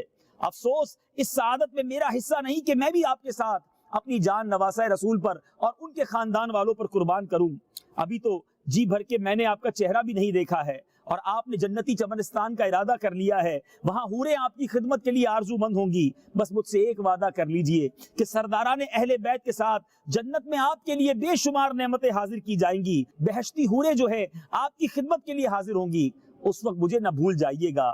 یہ نوجوان اپنی زوجہ کو لے کر، اپنی بوڑھی ماں کو لے کر نواسہ رسول امام حسین کے قدموں میں حاضر ہوتا ہے۔ ذرا غور تو کیجئے منظر کیا ہوگا، ایک طرف حسینی خیمے لگے ہیں، ایک طرف یزیدی لشکر موجود ہے، تلواریں تیز کی جا رہی ہیں، اور یہ تین لوگوں کا قافلہ، جس میں ایک بوڑھی ماں ہے، نئی نویلی دلہن ہے، اور حضرت وہب ہیں، امام حسین کے قدموں میں حاضر ہوتے ہیں اور عرض کرتے، دلہن نے عرض کی، یا ابن رسول، شہداء گھوڑے پر سے زمین پر گرتے ہی حوروں کی گود میں پہنچتے ہیں، اور وہاں پر حوریں ان کی استقبال کے لیے موجود ہوتی ہیں۔ میرا یہ نوجوان شوہر جو ہے آپ پر اپنی جان تمنا کرنے کی تمنا رکھتا ہے۔ میری تو نہ ماں ہے، نہ باپ ہے، نہ کوئی بھائی ہے، نہ قریبی رشتہ دار ہے جو میری خبر گیری کر سکے۔ بس ایک ہی التجا ہے کہ محشر کے دن میں اپنے شوہر سے جدائی نہ ہو، دنیا میں آپ مجھ کو اپنے اہل بیت میں کمی کنیزوں میں رکھے، اور میری عمر کا آخری حصہ آپ کی پاک بیویوں کی خدمت میں گزر جائے۔ حضرت امام حسین کے سامنے سارے عہد و پیما ہو گئے۔ ماں بھی کیسی ماں تھی، زوجہ بھی کیسی زوجہ تھی کہ اپنے ہاتھوں سے تیار کر کے اپنے شوہر کو اور ماں اپنے نوجوان بیٹے کو امام حسین کے قدموں پر قربان ہونے بھیج رہی ہیں۔ اے میرے میٹھے اسلامی بھائیوں، اب نوجوان گویا دولہا بن کر لشکر میں آگے جاتے ہیں، اور کیا خوبصورت شعر پڑھتے ہیں، امیر حسین و نعم الامیر لہو لمعۃ کالسراج المنیر۔ اب میرے میٹھے اسلامی بھائیوں، جب یہ تلوار لے کر آگے بڑھتے ہیں، کئی دشمنوں کو واصلے یوں سمجھے دنیا سے ان کے گردنیں اڑائی، ان کو قتل کیا، نئی نویلی دلہن ٹک ٹکی باندھ کر دیکھ رہی ہے، آنسو بہا رہی ہے۔ آخر کار کئی لوگوں نے مل کر اس نوجوان کو، حضرت وہب کو شہید کیا، اور حضرت وہب کا جو جسم تھا وہ زمین پر تشریف لایا۔ اے میرے میٹھے اسلامی بھائیوں، اب اس نوجوان زخموں سے چور، بالکل یوں سمجھیے کہ آخری وقت ہے، تو اپنی ماں کے قریب آ کر کہتے ہیں، ماں اب تو مجھ سے راضی ہو، آخری سانسیں ہیں۔ ماں کہتی ہے، اپنے بیٹے کو گود میں لے کر کہتی ہے، اے بیٹا، بہادر بیٹا، اب تیری ماں تجھ سے راضی ہوئی۔ پھر ان کے سر کو جب قلم کر دیا گیا تو وہ سر ان کی دلہن کی گود میں لا کر رکھ دیا گیا۔ دلہن نے اپنے پیارے شوہر کے سر کو بوسہ دیا، اور اسی وقت پروانے کی طرح اس شمع جمال پر قربان ہو گئی، اور اس دلہن نے بھی اپنے ہی شوہر کے ساتھ دنیا سے یوں سمجھیے پردہ فرمایا۔ اے میرے میٹھے اسلامی بھائیوں، سرخ روئی اسے کہتے ہیں کہ راہ حق میں سر کے دینے میں ذرا تو نے تأمل نہ کیا، اسکنکم اللہ فرادیس الجنان واغرقکما فی بحار الرحمت والرضوان، آمین بجاہ النبی الامین۔ میٹھے اسلامی بھائیوں، یہ واقعات یزیدیوں کے سامنے ہو رہے تھے، وہ یہ دیکھ رہے تھے کہ لوگ آ کر قربان ہو رہے ہیں۔ کتابوں میں لکھا کہ 50 کے قریب لوگ جو خاندان نبوت کے قافلے میں نہیں تھے، قریب کے گاؤں والے تھے، انہوں نے کہا پہلے ہم لڑیں گے، پہلے ہماری جانیں قربان ہوں گی، پھر خاندان نبوت کی باری آنی ہے، پھر اہل بیت اطہار کی باری آنی ہے۔ حضرت حر یہ تمام معاملات کو دیکھ رہے تھے، اور اب ان کا دل بڑا مضطرب تھا، بڑی کیفیت عجیب تھی، اور بے قراری ان کو کہیں ٹھہرنے نہیں دیتی تھی۔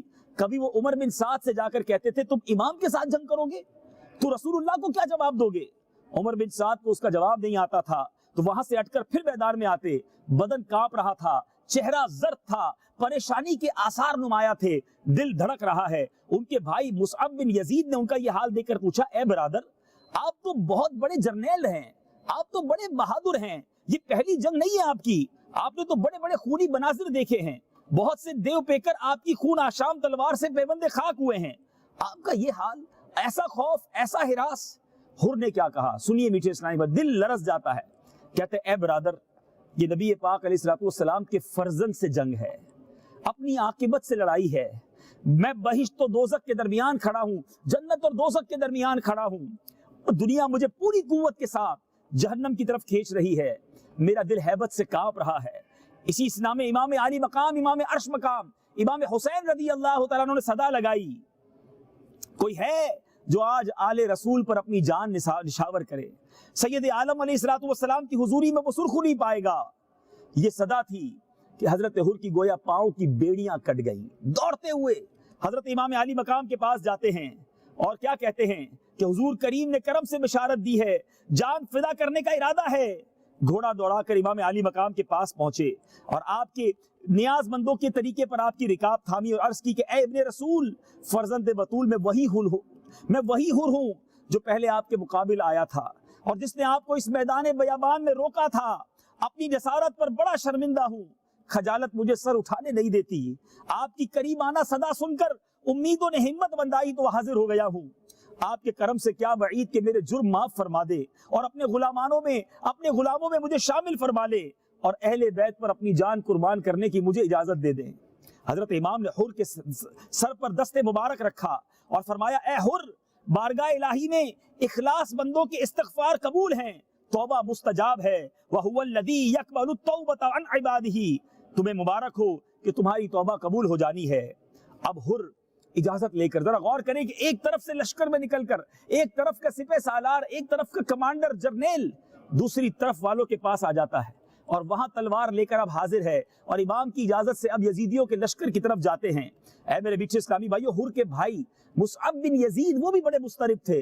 देखा कि भाई जन्नत की तरफ चले गए हैं तो वो भी दौड़ते हुए आए, कहा कि ए हुर, तुमने मेरे लिए राह निकाल दी, मुझे भी हिम्मत दिला दी, आपने फैसला कर लिया, बस मैं भी अहले बैत पर अपनी जान कुर्बान करना चाहता हूँ। मुसअब बिन यजीद भी इस तरफ आ गए। ऐ मेरे पीछे इस्लामी भाइयों, उमर बिन साद के अब लश्कर को गुमान होने लगा कि ये क्या हो रहा है। बड़े हीले बहाने किए और हजरत हुर के पास एक शख्स को भेजा। जरा गौर से सुनिएगा उनके दरमियान बात क्या हुई। कहा, ऐ हुर, तेरी अक्लो दानाई पर तो हम फख्र किया करते थे, मगर आज तूने कमाल की नादानी की है। उस लश्कर जर्रार से निकलकर यजीद के इनाम और इकराम पर ठोकर मारकर चंद बेकस मुसाफिरों का साथ दिया है, जिनके पास तो खाने को भी कुछ नहीं, पीने को भी कुछ नहीं। तेरी नादानी पर अफसोस आता है। हुर ने कहा, ऐ बेअकल नसीहत करने वाले, तुझे अपनी नादानी पर रंज करना चाहिए। तूने ताहिर को छोड़कर, पाक को छोड़कर नजिस और नापाक को कबूल कर लिया है। दौलत बाकी के मुकाबले में दुनियाए फानी के आराम को तूने तरजीह दी है। नबी पाक अलैहिस्सलाम ने इमाम हुसैन को अपना फूल फरमाया है। मैं इस गुलिस्तान रिसालत पर अपनी जान कुर्बान करने की तमन्ना रखता हूँ। मेरे आका की रिजा से बढ़कर कौनैन की कौन सी दौलत है। कहने लगा, ए हुर, तू ये भी जानता है कि हम लोग सिपाही हैं और आज दौलत और माल यजीद के पास है। हजरत हुर ने कहा, तेरे हौसले पर लानत, तू कम हिम्मत है। इमाम हजरत हुर को बड़ी बहकाने की कोशिश की गई, मगर दिल ने ठान ली थी कि अब जान कुर्बान करनी है तो अहले बैत के नाम पर कुर्बान करनी है। बहरहाल मेरे बीच इस्लामी भाइयों, हजरत हुर ने बेशुमार यजीदियों के सरों को काटा और आखिरकार आप भी जख्मों से चूर चूर होकर हजरत इमाम आली मकाम के कदमों तक पहुंचे। आपके कदमों में बैठकर आंखें खोली और देखा कि इब्ने रसूल की गोद में हैं। अपने बख्त व मुकद्दर पर नाज करते हुए फिरदौस बरी को रवाना हो गए। इन्ना लिल्लाहि व इन्ना इलैहि राजिऊन। ऐ मेरे पीछे इस्लामी भाइयों, ये वो अजीम हस्ती हैं जिन्होंने जहन्नम के लश्कर से निकलकर जन्नत की तरफ कदम बढ़ा लिए। फैसला करना ये वाकई बड़ा जरूरी होता है। बहुत सारे नाजरीन ऐसे हो सकता है होंगे जो बुरे कामों में मसरूफ होंगे, बुरे आमाल में मसरूफ होंगे और सोच भी रहे होंगे कि मुझे फैसला करना है, मगर तजब्जुब का शिकार हैं। आज उस हस्ती के कदमों में खड़ा हूं जिन्होंने एक ऐसा फैसला किया, हो सकता है खुदा ना खास्ता अगर जो यजीदी है उन्हें कौन जानता है, मगर आज हजरत हुर का मजार है। आज दुनिया भर के ज़ायरीन आकर इनके कदमों में हाजिरी देते हैं, इनसे मोहब्बत करते हैं। ये है वो फैसला जिसने जमीन से आसमान पर पहुंचा दिया, जहन्नम से निकलकर जन्नतियों के दस्ते में शामिल कर दिया। ऐ मेरे बीच इस्लामी भाइयों, आइए नियत करते हैं कि इंशाअल्लाह हम भी कदम बढ़ाकर रब से सच्ची तौबा करके अपनी जिंदगी में एक अच्छा बदलाव लाएंगे। अल्लाह मुझे भी हिम्मत अता फरमाए, आपको भी हिम्मत अता फरमाए। वक्त हुआ है हजरत हुर की बारगाह में दुआ करने का, हजरत हुर की बारगाह में इसाले सवाब करने का और रब की बारगाह में इनके वसीले से दुआ करने का। दुनिया भर में जहां कहीं हैं, अव्वल आखिर 3-3 बार दुरूद पाक पढ़ें, 1 बार सूरह फातिहा पढ़ें, 3 बार सूरह इखलास पढ़कर मेरी मिल्क कर दीजिए। अल फातिहा।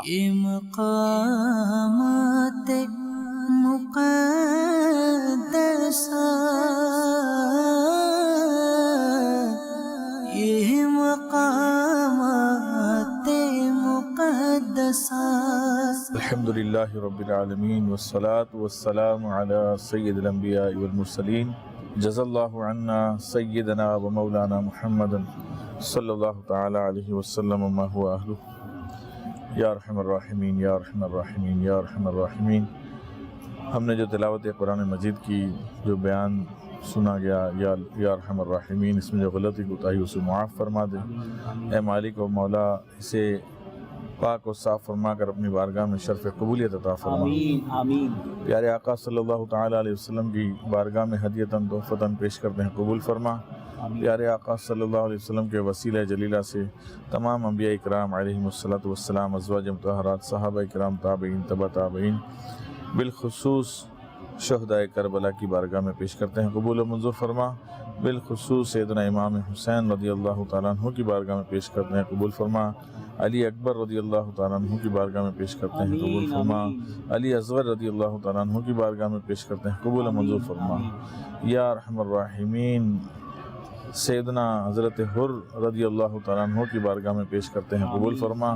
یا ارحم الراحمین، ہم سب کے والدین کو پیش کرتے ہیں، قبول فرما۔ اے مولا کریم، حضرت آدم علیہ السلام سے لے کر قیامت تک آنے والے تمام مرد عورت مسلمانوں کو اس کے ثواب پیش کرتے ہیں، قبول و منظور فرما۔ اے مولا کریم، کربلا شریف کی حاضری کو قبول فرما۔ یا ارحم الراحمین، حضرت حر رضی اللہ تعالیٰ عنہ کے مزار شریف پر حاضری کو قبول فرما۔ یا ارحم الراحمین، یہاں کی برکتیں عطا فرما۔ اے مولا کریم، ہم سب کی مغفرت فرما، ہمارے ماں باپ کی مغفرت فرما، پیارے آقا صلی اللہ علیہ وسلم کی ساری امت کی مغفرت فرما دے۔ اے مولا کریم، ہمیں نیک بنا دے، ماں باپ کا فرما بردار بنا دے، سچا عاشق رسول بنا دے۔ اے مولا کریم، ہماری تمام بیماریاں دور فرما دے، پریشانیاں دور فرما دے، مصیبتیں دور فرما دے، بے روزگاریاں دور فرما دے، رزق حلال آسان عطا فرما، رزق حرام سے ہم سب کو بچا۔ اے مولا کریم، جن بہنوں کے رشتوں کی رکاوٹیں ہیں، نیک رشتے عطا فرما دے۔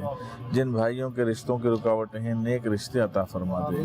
اے مولا کریم، جو بے اولاد ہیں ان کو نرینہ اولاد کی دولت سے مالا مال کر دے۔ اے مولا، جو صاحب اولاد ہیں ان کی اولادوں کو تابع فرمان کر دے۔ اے مولا کریم، روٹھوں کو منا دے، مولا بچھڑوں کو ملا دے، بے گناہ قیدیوں کو رہائی دے دے۔ اے مولا، عالم اسلام پر اپنا فضل و کرم فرما، مسلمانوں کی غیب سے مدد فرما۔ اے مولا، ملک پاکستان کو استحکام دے دے، شہر کراچی کو امن کا گہوارہ بنا دے۔ اے مولا کریم، دنیا بھر میں جہاں کہیں مسلمان پریشان ہیں، سب کی حفاظت فرما، سب کی مدد فرما، مسلمانوں کو فتح و نصرت عطا فرما۔ اے مولا کریم، اے پروردگار، ہم سب کو بار بار حج بیت اللہ کی سعادت عطا فرما، بار بار میٹھے مدینے کی بعد اب حاضری عطا فرما۔ اے اللہ، ہمارے شیخ طریقت امیر علیہ سنت اور تمام علماء و مشائخ کا سایہ ہمارے سروں پر تعدیر قائم فرما، ان کے علم و عمل میں برکت عطا فرما۔ اے مولا کریم، ہمیں بھی خوب دعوت اسلامی کے ساتھ مدنی کام کرنے کی سعادت عطا فرما۔ اے مولا، ہم سب کو مدنی قافلوں کا مسافر بنا دے، مدنی انعامات کا عامل بنا دے۔ اے مولا، ہم سب سے راضی ہو جا، ایسا راضی ہو جا کہ کبھی بھی ناراض نہ ہو۔ کہتے رہتے ہیں دعا کے واسطے بندے تیرے، کر دے پوری آرزو ہر بے کس و مجبور کی۔ ان اللہ و ملائکتہ یصلون علی النبی یا ایہا الذین آمنوا صلوا علیہ وسلموا تسلیما۔ اللہم صلی علی سیدنا مولانا محمد وآلہ واصحابہ وبارک وسلم، صلاۃ وسلام علیک یا سیدی یا سیدی یا رسول اللہ۔ سبحان ربک رب العزت عما یصفون وسلام علی المرسلین والحمد للہ رب العالمین۔ لا الہ الا اللہ محمد الرسول اللہ صلی اللہ تعالی علیہ وسلم۔ یہ نعرہ حر کا تھا جس وقت فوج شام سے نکلا، کہ دیکھو یوں نکلتے ہیں جہنم سے خدا والے، خدا ان کا تر وہ تھے تسلیم و رضا والے، ہزاروں میں 72 تن تھے تسلیم و رضا والے، خدا ان کا تر وہ تھے کربلا والے۔ میٹھے میٹھے اسلامی بھائیوں، آپ نے سنا 10 محرم الحرام ہے، کربلا کا مارکا سچ چکا ہے اور حر اب حضرت حر بن چکے ہیں، اپنی جان نواسہ رسول کے قدموں پر قربان کر چکے ہیں، یزیدی لشکر کو چھوڑ کر حسینی لشکر میں شامل ہو کر جنت کی طرف سفر اختیار کر چکے ہیں، اور حر کے ساتھ ان کے بھائی اور غلام نے بھی داد شہادت دیتے ہوئے اپنی جانیں اہل بیت اطہار پر قربان کی۔ 50 سے زیادہ آدمی، 50 سے زیادہ لوگ امام حسین کے قدموں میں آ کر شہید ہوئے، یعنی دور دراز سے آس پاس کے گاؤں کے لوگ آگے کہ پہلے ہماری جانیں جائیں گی، اس کے بعد امام علی مقام کے قافلے کی باری آئے گی۔ اب وقت آ رہا ہے کہ امام حسین رضی اللہ تعالیٰ عنہ کے قافلے کے جو رفقا ہیں وہ میدان میں آئیں، مگر حر کی قسمت پر رشک آتا ہے، کس طرح اپنے آپ کو ہمت کر کے جہنم کی آگ سے بچایا اور ظالموں کے گروہ سے اپنے آپ کو نکالا۔ کیا خوبصورت شعر شاعر لکھتے ہیں، ہمارے حاجی شبیر یہاں موجود ہیں، ذرا ہمیں وہ شعر سنائیں گے جی۔ یہ نعرہ حر کا تھا جس وقت فوج شام سے نکلا کہ دیکھو یوں نکلتے ہیں جہنم سے خدا والے، ہزاروں میں 72 تن تھے تسلیم و رضا والے۔ سبحان اللہ میرے میٹھے اسلامی بھائیوں کہ دیکھو یوں نکلتے ہیں جہنم سے خدا والے، یہ بڑا شاندار میسج ہے ہمارے لیے۔ بعض اوقات بہت سارے اسلامی بھائی، بہت سارے، ہو سکتا ہے اس وقت بھی ناظرین ایسے ہوں گے جو کنفیوز ہوں گے، مجھے پتا ہے میں غلط کام کر رہا ہوں، برے عادتوں میں پڑے ہوئے ہوتے ہیں، خود بھی کہتے ہیں نمازیں نہیں پڑھ پا رہا، کوئی کہتا ہے میں شراب پی رہا ہوں، کوئی کہتا ہے میری یہ بری عادت ہے، پھنس گیا ہوں بری عادتوں میں، کوئی کہتا ہے میں حرام کمائی میں پھنس گیا ہوں، بس نہیں نکل پا رہا۔ حضرت حر کی سیرت پر عمل کیجیے، ہمت کرنی ہوگی، کہیں ایسا نہ ہو یہی برائی میں دنیا سے چلے جائیں، بے حیائی، بدکاری، شراب اور برے کام اور حرام روزی یہی زندگی پڑی رہے اور اسی میں برباد ہو جائیں۔ لیٹ کر رہے ہیں آپ، کیوں اتنا سوچ رہے ہیں؟ حضرت حر کی ایک طرف تو پیسہ تھا، مال تھا، یوں سمجھیے کہ کر و فر تھا، 22,000 کا لشکر تھا، سپہ سالار ایک وقت تو آپ بنے ہوئے تھے، اور دوسری طرف معلوم تھا کہ ادھر جا کر جان ہی دینی ہے، مگر یہ جانتے تھے کہ وہ تکلیف کے بعد راحت جنت کی ہے، ابدی راحتیں میری منتظر ہیں اور غلامان محمد میں میرا نام لکھ لیا جائے گا صلی اللہ تعالیٰ علیہ وسلم۔ اب یہ ہم سب کے لیے میسج ہے کہ ہم گناہوں بھری زندگی سے اپنے آپ کو کب نکالیں گے۔ آئیے کربلا کی اس فضاؤں سے آپ کو پیغام دیتا ہوں، اگر کسی ایسی بری عادت میں ہیں، اگر کسی ایسے برے کام میں ہیں، آج ہمت کیجئے کہ دیکھو یوں نکلتے ہیں جہنم سے خدا والے۔ میٹھے میٹھے اسلامی بھائیوں، اب امام علی مقام کہ نوجوانوں نے خاک کربلا کے صفحات پر اپنے خون سے ایک داستان رقم کرنا شروع کی۔ کیا خوبصورت بات شاعر لکھتے ہیں کہ آیا نہ ہوگا ریت پر، کبھی ایسا نہیں ہوا ہوگا کہ ریت پر ایسا حسن و شباب آیا ہو، اور گلشن فاطمہ کے پھولوں نے کس طرح اسی کربلا کے میدان میں داستان رقم کی ہے۔ محمود بھائی ہمارے ساتھ موجود ہیں، ایک دو اشعار اس منقبت کے ان سے سنتے ہیں انشاءاللہ۔ آیا نہ ہوگا اس طرح رنگ و شباب ریت پر، گلشن فاطمہ کے تھے سارے گلاب ریت پر، جانے بطول کے سوا کوئی نہیں کھلا سکا، قطرہ آب کے بغیر اتنے گلاب ریت پر، آیا نہ ہوگا اس طرح رنگ و شباب ریت پر، گلشن فاطمہ کے تھے سارے گلاب ریت پر۔ میٹھے میٹھے اسلامی بھائیوں، اب ان حضرات کا میدان میں آنا تھا کہ بہادروں کے دل سینوں میں لرزنے لگے اور ان کے حملوں سے شیر دل بہادر چیخ اٹھے۔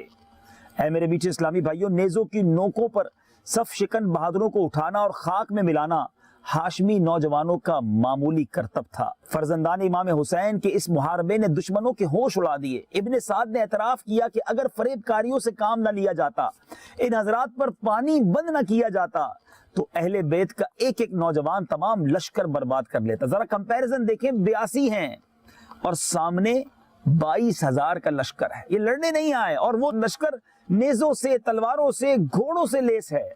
मगर जब वो मुकाबले के लिए उठते थे, यानी अहले बैत अतहार के नौजवान, तो लगता था कहरे इलाही आ रहा है।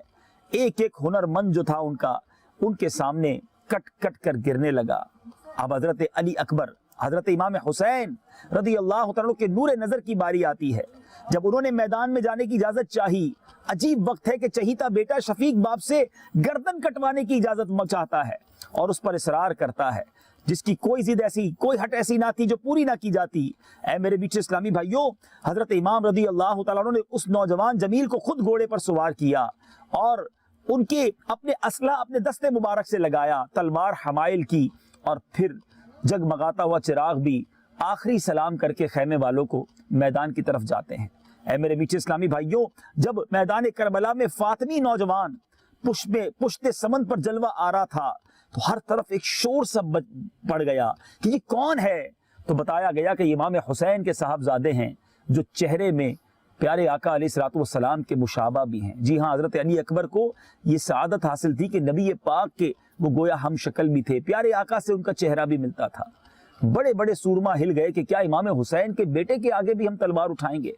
मगर फिर माल और सल्तनत का जो भूत था, जो लालच थी, और मूसल की गवर्नरी और मूसल की हुकूमत की लालच देकर खूफियों ने लोगों में नारे लगाए कि कोई जाओ और जाके इन्हें शहीद करके लाओ। हजरत अली अकबर जब आगे बढ़ते हैं तो ये शेर पढ़ते हैं, अना अली जुब्नुल हुसैन इब्न अली नहनु अहलुल बैती औला बिन नबी। अल्लाह अल्लाह, जब ये शेर पढ़ा होगा तो करबला का चप्पा चप्पा जो है वो लरस गया होगा कि अहले बैत की बात हो रही है, आले नबी की बात हो रही है, और वो अब तलवार लिए सामने आए हैं। मेरे बीच इस्लामी भाइयों, अब हजरत अली अकबर ने एक नारा बुलंद किया कि तुम में जो सबसे बड़ा बहादुर हो उसे मेरे सामने लाओ। किसी की हिम्मत ना पड़ी कि उनके सामने आए। हजरत अली अकबर खुद ही उनके लश्कर में घुस गए, जिस तरफ जाते लाशों के लाशें लगा देते। मगर 3 दिन से प्यासे थे, थक गए, चेहरे पर गुबार है, थके हुए अपने वालिद गिरामी के पास, इमाम हुसैन के पास आकर अर्ज करते हैं, या अबता अल आतश, ऐ मेरे वालिद बहुत प्यास लगी है, गलबा किया है, 3 दिन से भूखा हूँ, प्यासा हूँ, बाबा जान कुछ कतरे पानी के दे दीजिए ताकि फिर लड़ाई लड़ सकूं। इमाम हुसैन रदी अल्लाह तआला ने अपनी मुबारक उंगली जो है अली अकबर रदी अल्लाह तआला के मुंह में डाली, कुछ दिलासा हुआ, फिर तलवार लेकर आगे जाते हैं और लोगों से कहते हैं फिर कोई मुबारिस भेजो, फिर कोई मेरे मुकाबिल भेजो। अब भी किसी की हिम्मत नहीं है। बड़े ताने दिए बड़े बड़े बहादुरों ने कि तुम एक नौजवान से नहीं लड़ सकते। मगर अब अली अकबर रदी अल्लाह तआला जब मैदान में गए, फिर पुश्तों के पुश्ते लगा दिए। थोड़ी देर के बाद फिर वापस आए, कहते बाबा जान अब बड़ी प्यास लगी है, अब बिल्कुल सब्र नहीं हो रहा। तो हजरत इमाम हुसैन ने क्या कहा, ऐ मेरे बेटे, हौज़े कौसर से सैराबी का वक्त आ गया है। दस्ते मुस्तफ़ा से वो जाम मिलेगा जिसकी लज्जत न तसव्वुर में आ सकती है, न ज़बान से बयान की जा सकती है। ये सुनकर हज़रत अली अकबर प्यासे मगर अब खुशी खुशी फिर मैदान की तरफ जाते हैं और आखिरकार ज़ख्मों से चूर चूर होकर जब इन जालिमों ने कई तरफ से उन पर हमला किया तो हज़रत अली अकबर की शहादत भी हो गई। एक नन्हे मुन्ने सवार भी, एक नन्हे मुन्ने इस काफिले के रुकन भी थे जो हज़रत अली असगर है, इमाम हुसैन के छोटे साहबजादे, बहुत छोटी उम्र है, दूध पीते की उम्र है, मगर आपकी भी शहादत हुई। वो कैसे हुई, वो किस नहर के किनारे हुई? जी हाँ, नहर फुरात के बारे में आपने बहुत सुना होगा।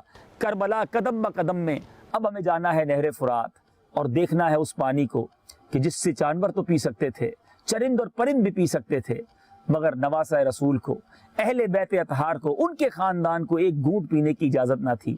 और जब अली असगर को, छोटे से मदनी मुन्ने को इमाम हुसैन नहर फुरात के किनारे कुछ पानी पिलाने ले गए और कूफियों से, यजीदियों से गुजारिश की कि कुछ तो इसे पानी पीने दो, ये लड़ने नहीं आया, तो उन जालिमों ने क्या किया, नहर फुरात के किनारे जाकर आपको वो बताएंगे। सल्लु अलल हबीब सल्लल्लाहु तआला अला मुहम्मद सल्लल्लाहु अलैहि वसल्लम। अभी हम जा रहे नहर फुरात। दुनिया में बड़े यूँ समझिए कि नहरें हैं, बड़े आबशार हैं, बड़े पानी के ज़खायर हैं, उसको देखकर अच्छा लगता है, ताजगी मिलती है। मगर नहर फुरात ये वो नहर है कि जब से इसके बारे में सुना है, इस नहर पर अफसोस होता है, اس پانی پر یوں سمجھیے کہ افسوس ہوتا ہے کہ اس کے قریب تھے نواسہ رسول، قریب تھے اہل بیت اطہار کے یہ پیارے پیارے شخصیات، مگر اس کی بوند بھی نہ پی سکے، اس کا گھونٹ بھی نہ پی سکے اور پیاسے ہی دنیا سے چلے گئے۔ یقیناً نہر فرات کے کنارے جا کر آپ کو کچھ واقعات بیان کرنے ہیں، حضرت علی اصغر کی شہادت کیسے ہوئی وہ بیان کرنی ہے، لیکن ہم نے بھی نیت کی ہے کہ جب ہمارے امام نے یہاں کا پانی نہیں پیا، اہل بیت اطہار کے لوگوں نے یہ پانی نہیں پیا، تو ہم بھی انشاءاللہ یہاں کے پانی کو نہیں پئیں گے، انشاءاللہ پانی پئیں گے، اللہ نے چاہا تو نبی پاک کے ہاتھوں جام کوثر پئیں گے انشاءاللہ انشاءاللہ۔ مقامات مقدسہ،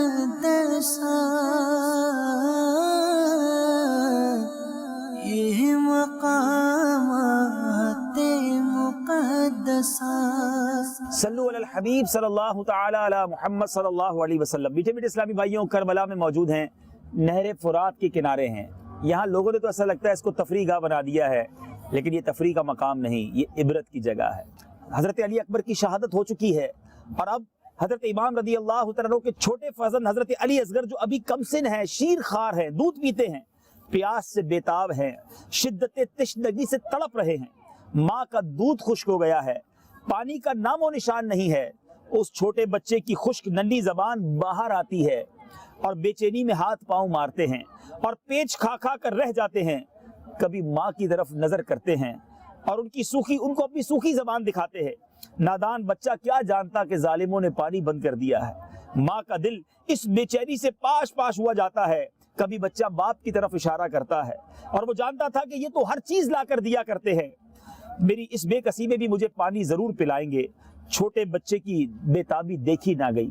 امام حسین رضی اللہ تعالیٰ عنہ نے ان کی والدہ نے حضرت امام سے عرض کیا، اس ننھی سی جان کی بیتابی اب مجھ سے دیکھی نہیں جاتی، اس کو گود میں دے جائیے اور ان ظالمان سنگ دل کو دکھائیے، شاید ان کو اس پر رحم آ جائے، اس کو تو چند قطرے دے دیں گے، یہ نہ جنگ کرنے کے لائق ہے نہ میدان کے لائق ہے، اس سے کیا دشمنی ہے۔ امام علی مقام نے اس چھوٹے سے نور نظر کو سینے سے لگایا، دشمن کے سامنے پہنچے اور فرمایا کہ اپنا تمام کنبہ تو تمہاری بے رحمی اور تمہاری جفا کشی کے آگے میں کر چکا ہوں۔ یہ شیر خوار بچہ پیاس سے دم توڑ رہا ہے، اس کی بیتابی دیکھو، کچھ بھی رحم کا شائبہ ہو تو اس کا حلق تر کرنے کے لیے ایک گھونٹ دے دو۔ نہر فرات سے ایک گھونٹ مانگا تھا میرے امام نے۔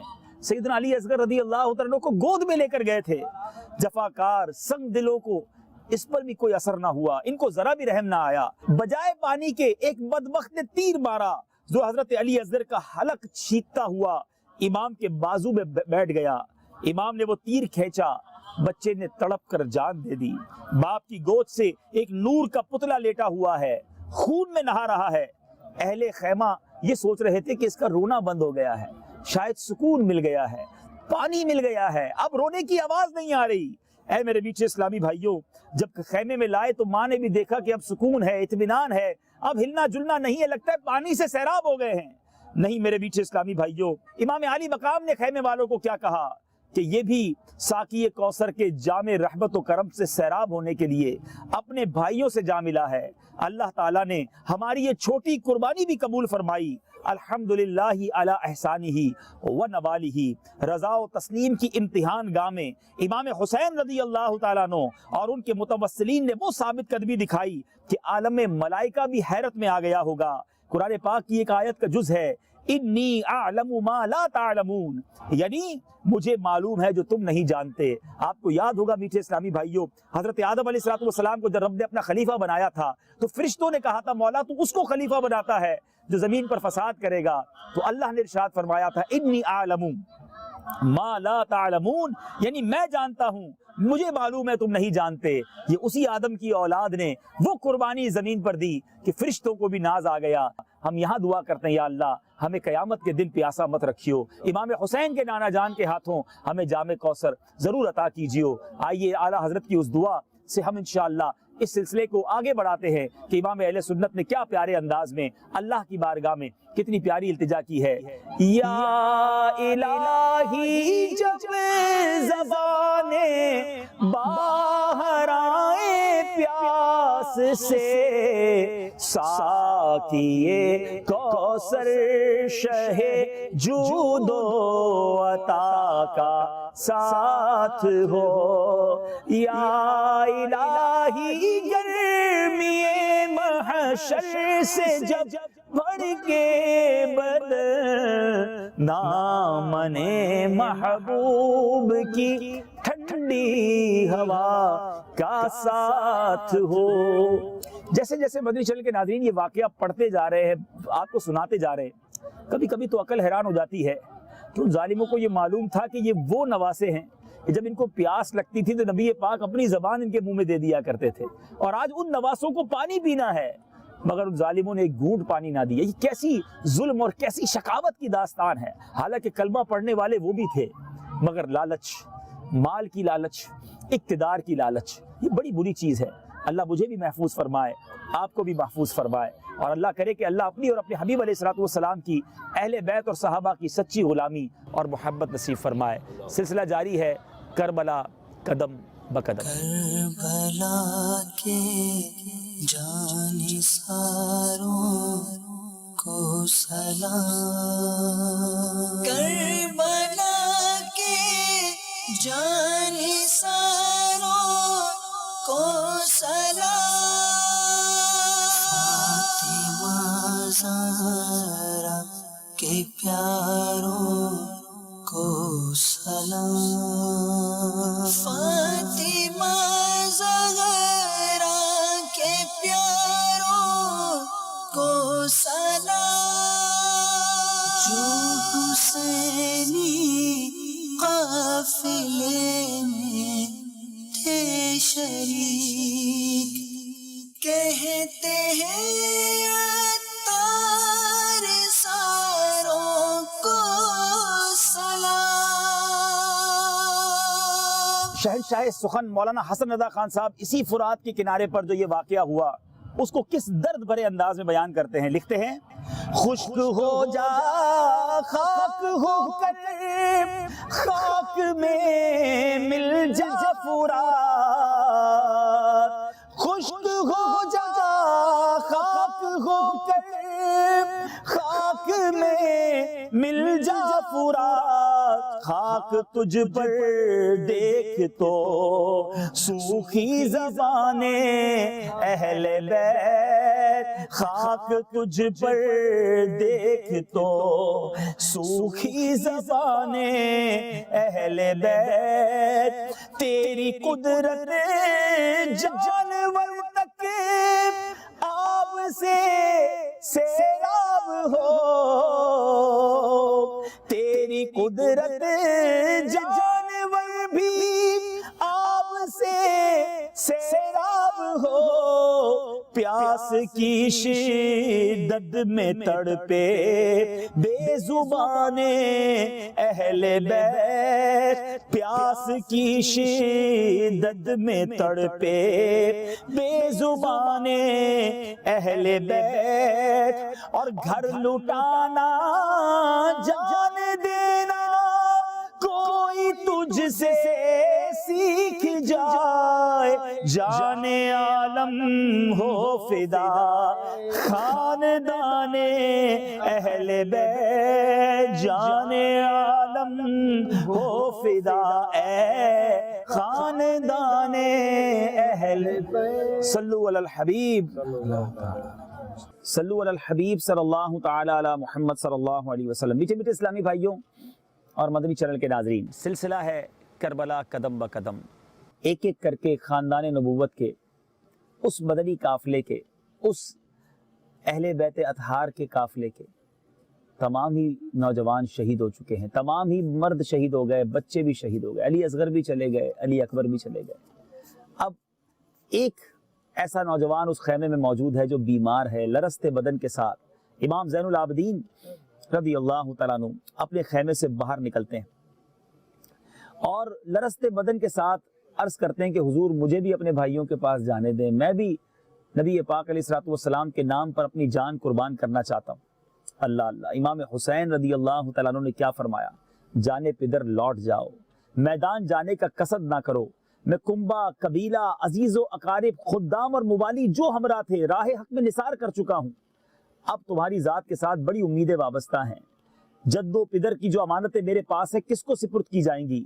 حسینی سیدوں کا سلسلہ کس سے جاری ہوگا؟ میری نسل کس سے چلے گی؟ اور मुस्तफ़ा अलैहिस्सलाम के दिल दादगान हुस्न तुम्हारे ही रूए ताबा से नबी पाक अलैहिस्सलाम की तजल्लियाँ और ज़ेबाइश को देखेंगे। ऐ नूर नज़र लख्ते जिगर, ये सारे काम तुम्हारे ज़िम्मे किए जाते हैं, मेरे बाद तुम ही जानशीन होगे, तुम्हें मैदान में जाने की इजाज़त नहीं है। इमाम हुसैन ने इमाम ज़ैनुल आबिदीन की बीमारी को देखकर और अपनी नस्ल भी बाकी रहे, उनको छोड़ दिया, खैमे में वापस भेज दिया। अब खुद इमाम हुसैन रदी अल्लाह तआला अन्हु ने तैयारी की। हज़रत मौला अली करमल्लाहु तआला वजहुल करीम की जुल्फ़िकार तलवार भी आपके हाथ में है, नबी पाक अलैहिस्सलाम का मुबारक अमामा भी सर पर सजाया, और अब उन यजीदियों के सामने जाकर इत्माम हुज्जत के लिए, बात कंप्लीट करने के लिए आपने एक खुतबा इरशाद फरमाया। वो तारीखी खुतबा है जो इसी करबला के मैदान में कहीं इमाम हुसैन ने किया होगा और इन्हीं फजाओं ने सुना होगा। आपने कहा, हम्दो सलात के बाद फरमाया, ए कौम खुदा से डरो जो सबका मालिक है, जान देना जान लेना सब उसकी कुदरत और इख्तियार में है। अगर तुम खुदावंद आलम पर यकीन रखते हो और मेरे जद हजरत सैयदुल अंबिया मोहम्मद मुस्तफ़ा सल्लल्लाहु तआला अलैहि वसल्लम पर ईमान लाए हो तो डरो, क़यामत के दिन मीज़ान अदल कायम होगा, आमाल का हिसाब किया जाएगा, मेरे वालिदैन महशर में अपनी आल के बेगुनाह खूनों का मुतालबा करेंगे। नबी पाक अलैहिस्सलाम जिनकी शफाअत गुनाहगारों की मग़फ़िरत का जरिया है और तमाम मुसलमान जिनकी शफाअत के उम्मीदवार हैं, वो तुमसे मेरे और मेरे जानिसारों के खून हक का बदला चाहेंगे। तुम मेरे अहलो इयाल आइज़्ज़ो अतफाल असहाब व मुवाली में से 70 से ज्यादा को शहीद कर चुके, अब मेरे कत्ल का इरादा रखते हो। खबरदार हो जाओ कि ऐसे दुनिया में पायदारी और कयाम नहीं है। अगर सल्तनत की तमाम मेरे दरपाए आजार हो तो मुझे मौका दो, मैं अरब छोड़कर दुनिया के किसी और हिस्से में चला जाता हूँ। अगर ये भी मंजूर ना हो और अपनी हरकतों से बाज ना आओ तो हम अल्लाह ताला के हुक्म और उसकी मर्जी पर साबिर और शाकिर हैं। अल हुक्मु लिल्लाह व रदीना बिक़दाइल्लाह।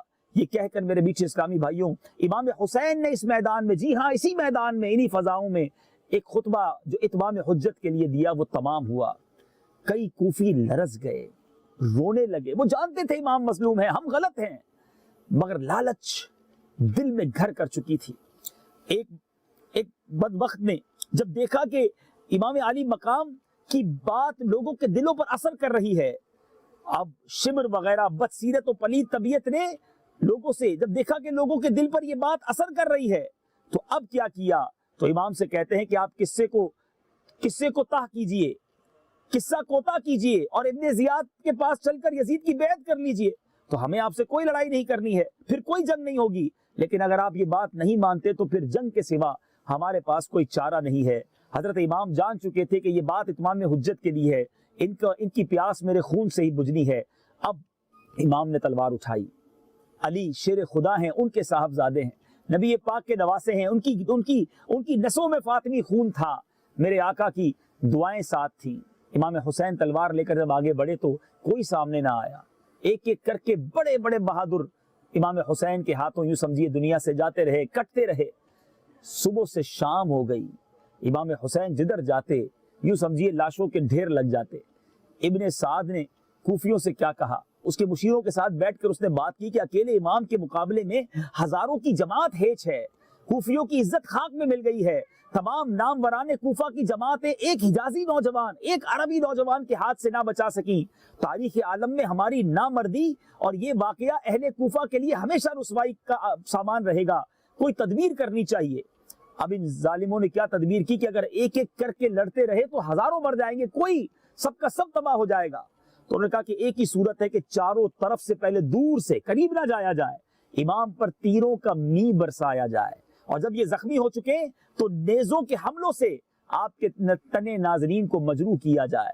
तीर अंदाजों की जमातें हर तरफ से आईं, इमाम तशना काम को दूर से तीर बरसाए गए। घोड़ा इस कदर जख्मी हो गया, आपका घोड़ा इस कदर जख्मी हो गया कि उसमें काम करने की कुव्वत ना रही।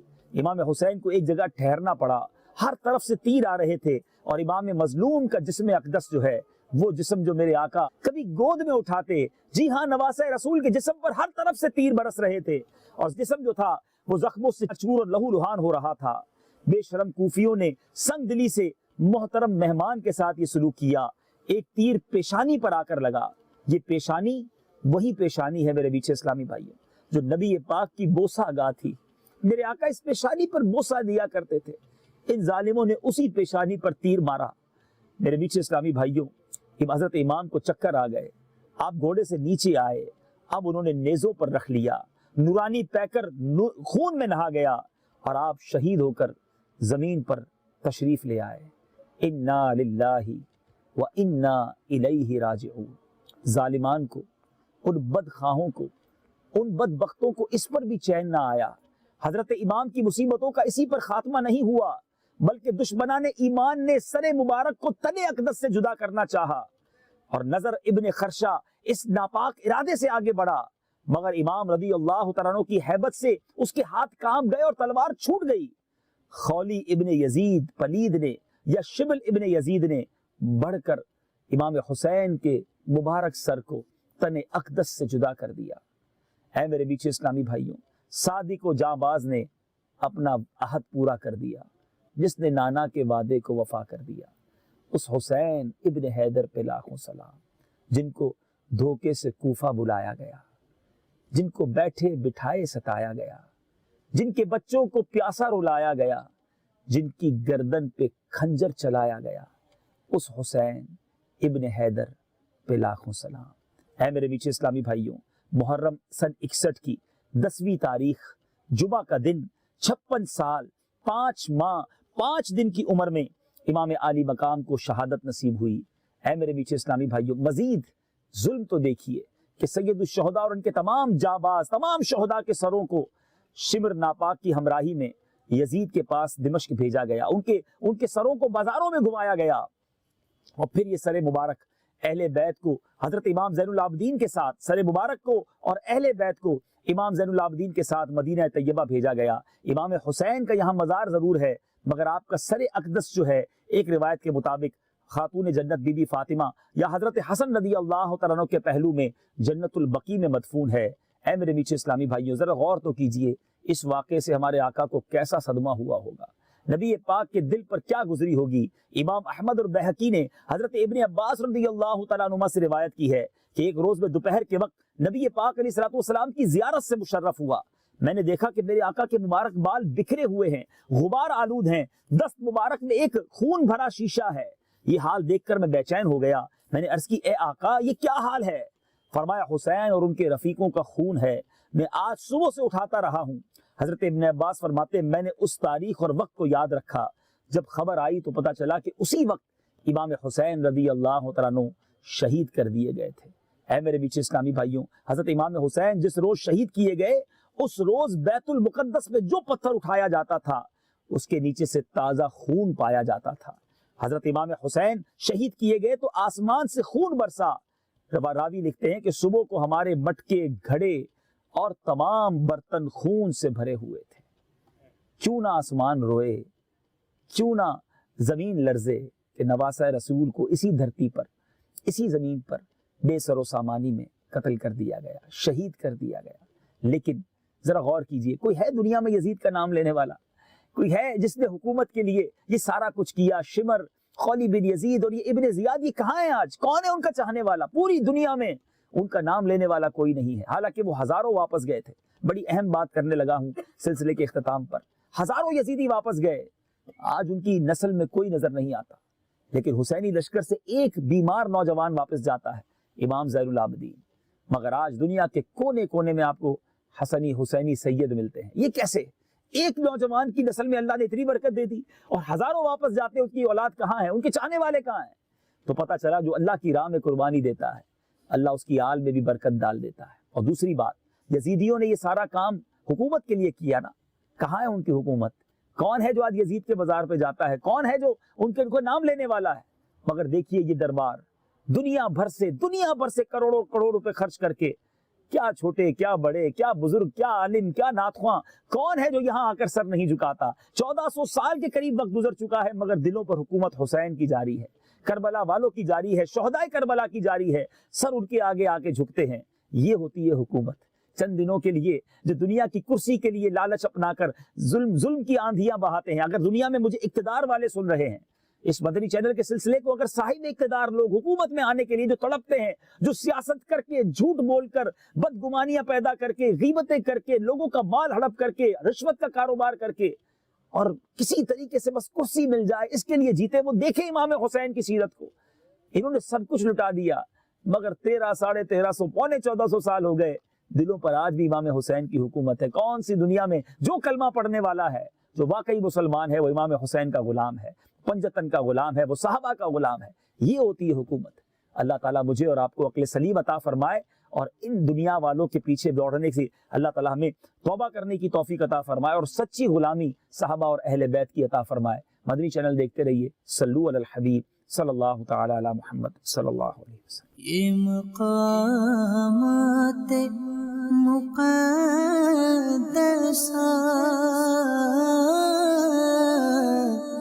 ये मक़ामात मुक़द्दसा। मीठे मीठे इस्लामी भाइयों, इस वक्त हम करबला में हैं और इमाम हुसैन रज़ी अल्लाह तआला अन्हु के रोज़े पर जा रहे हैं। अल्हम्दुलिल्लाह अच्छी खबर ये है कि मदनी चैनल को ऑफिशियल परमिशन यहाँ पर अंदर रिकॉर्डिंग की मिली है। हमने देखा कि इतनी सख्ती है कि मोबाइल भी अंदर नहीं ले जा सकते, मगर हमारी मजलिस चूँकि इस्लामी भाई यहाँ तशरीफ़ लाए थे और इन्होंने नेगोशिएशन किया, इनसे बातचीत की। अल्लाह की मेहरबानी से मुर्शिद की दुआएं हैं, दावत इस्लामी के लिए रास्ते खुलते ही चले जाते हैं। तो जिस तरह गौसे आज़म रज़ी अल्लाह तआला अन्हु के रोज़े पर परमिशन के साथ, ऑफिशियल परमिशन के साथ मदनी चैनल की रिकॉर्डिंग हुई, मैं समझता हूँ ये पहला पाकिस्तानी चैनल होगा कि जिसकी अल्हम्दुलिल्लाह ऑफिशियल परमिशन के साथ इमाम हुसैन के रोज़े के अंदर रिकॉर्डिंग होगी इंशाअल्लाह। सल्लु अलल हबीब सल्लल्लाहु तआला अला मुहम्मद सल्लल्लाहु अलैहि वसल्लम। अल्लाह वालों से है जो वाबस्ता,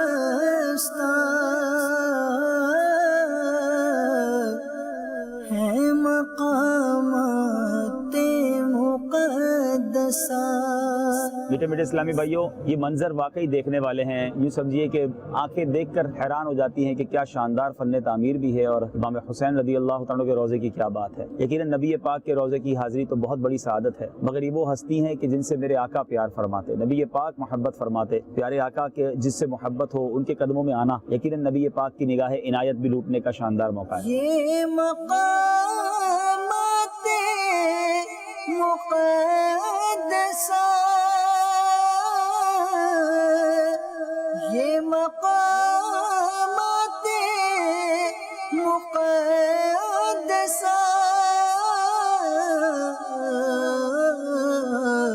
अल्लाह वालों से है जो वाबस्ता, है मक़ामात मुक़द्दसा।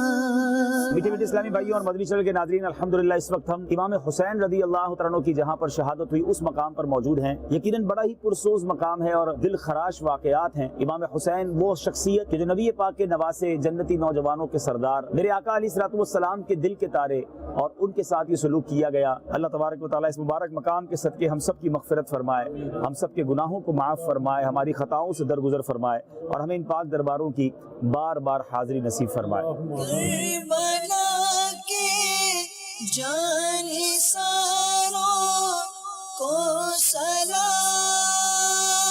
फातिमा ज़हरा के प्यारों को सलाम, जो हुसैनी काफ़िले में थे शरीक, कहते हैं अत्तार सारों को सलाम। मैं कानपुर से आया हूँ और कानपुर में अल्हम्दुलिल्लाह कानपुर से मैं बैशी अक्सर जाता हूँ। मेरा नाम इरशाद अहमद कादरी है, हुज़ूर मुफ्ती हिंद का मैं गुलाम मुद्दा का। मैं अल्हम्दुलिल्लाह बैशी से मुरीद हूँ, हुज़ूर मुफ्ती हिंद अलैहिस्सलाम के मुरीदों में ख़ास हूँ। साल में 4-5 बार मैं वहाँ जाता हूँ, हाजिर देता हूँ और अल्हम्दुलिल्लाह उनके सदक़े तुफ़ैल में हुज़ूर मुफ्ती के अब 6-7 बार मदीने शरीफ के हाजिर हुए और मैं दावत इस्लामी से जुड़ा इसलिए रहा कि इलियास कादी की मेरी मुलाकात 90 में हुई थी, तो वहीं मक्के से मदीने से ही और मुझसे ये कह दिया आप इंडिया जा रहे हैं, यूपी के अंदर में आप तय चलाई हमने इंशाअल्लाह चलाएँगे।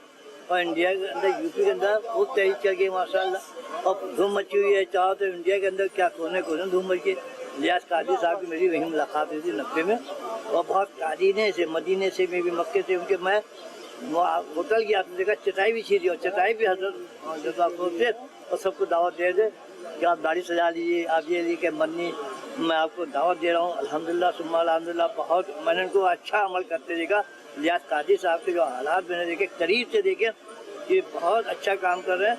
पूरी दुनिया के अंदर अल्लाह ताला उनको अच्छा रखे, सेहत के साथ रखे, नजर बद से हो जाए, दीनदार इबादतगुजार के जितने मुरीदीन मुतक़िदीन हैं सब बाअमल मैंने पाया। हम बाअमल ये नहीं कि सब मैं खाली मुरीद हूँ मुफ्ती से और दाढ़ी गायब पहन दूसरे पहन। अल्हम्दुलिल्लाह सुम्मा अल्हम्दुलिल्लाह, ऐसे लोगों ने देखे तबीयत खुश आती, रूह खुश आती कि जो लोग दीन का काम करो, अमली जामा पहना, अमली जामा, खाली तकरीर से नहीं काम चलना, अमल से जाओ। अमली जामा को दिखाइए, तो उन्होंने अमली जामा दिखाया। मैं देख रहा हूँ 73-74 साल की उम्र हो रही, लोग ने बहुत मुझसे इतराज़ भी किया, ना हम मुझे नहीं हटेंगे, जितने औलिया अल्लाह मेरे सर के ताज है। मैं एक अदना से गुलाम हूँ, किसी के सामने गुस्ताखी ना पकड़ूंगा ना करूँगा। मदीने से मेरे साफा बांधा गया, मुफ्ती साहब ने पाकिस्तान के थे, फिर हमको बाकायदा तोहफा दिया मदनी चैनल वालों ने, ये जमजम है और ये यहाँ का रसूलुल्लाह के लुआब का पानी है, गिलाफ काबा तक दिया मुझे। अल्हम्दुलिल्लाह सुम्मा अल्हम्दुलिल्लाह, बड़ी खुशी की बात है।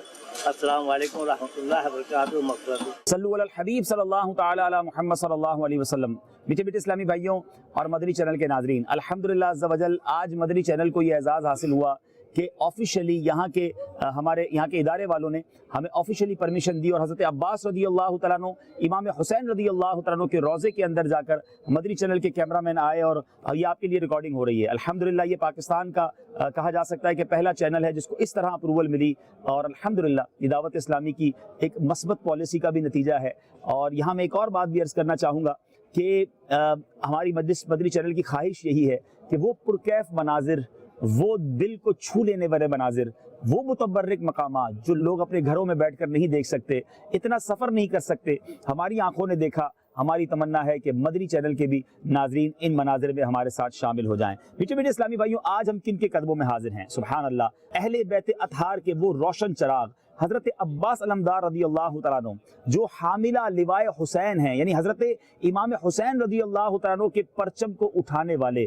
करबला के मैदान में आपकी कुर्बानियाँ जो हैं वो अजीम दास्तान रखती हैं। आप ही वो हस्ती हैं जिनके बाजू काटे गए, और ये बाजू क्यों काटे गए? कि किसी तरह इमाम हुसैन का परचम नीचे आ जाए। पहले एक बाजू काटा गया, आपने दूसरे हाथ से उस परचम को थाम लिया, फिर दूसरा बाजू भी शहीद कर दिया गया और फिर आपको भी शहीद किया गया। आप हजरत इमाम हुसैन रदी अल्लाह तआला अन्हु के भाई भी हैं, मौला अली करमल्लाहु तआला वजहुल करीम के साहबजादे हैं। क्या खूबसूरत निस्बत है। अहले बैत अतहार की वो शानदार बारगाह है जहां हम हाजिर हैं, और अहले बैत के फजाइल क्या हैं? सुभान अल्लाह, सही मुस्लिम में है कि हजरत ज़ैद बिन अरकम रदी अल्लाह तआला अन्हु से पूछा गया, नबी करीम अलैहिस्सलातु वस्सलाम के अहले बैत कौन हैं? क्या आपकी अज़वाज अहले बैत से नहीं?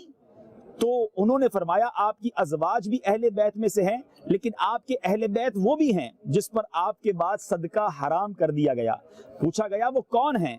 फरमाया वो आले अली, आले अकील, आले जाफर और आले अब्बास रदी अल्लाह ताला अन्हुम हैं। यानी ये वो खानदान है जिसको अहले बैत अतहार कहा गया। और सुभान अल्लाह, आला हजरत इसी आल की तरफ तो इशारा करके हमें समझा रहे हैं कि देखो किन के कदमों में आए हो, किन की गुलामी इख्तियार करनी है। क्या लिखते हैं? तेरी नस्ले पाक में है बच्चा बच्चा नूर का, तू है ऐने नूर तेरा सब घराना नूर का। अल्लाह अल्लाह अल्लाह अल्लाह अल्लाह।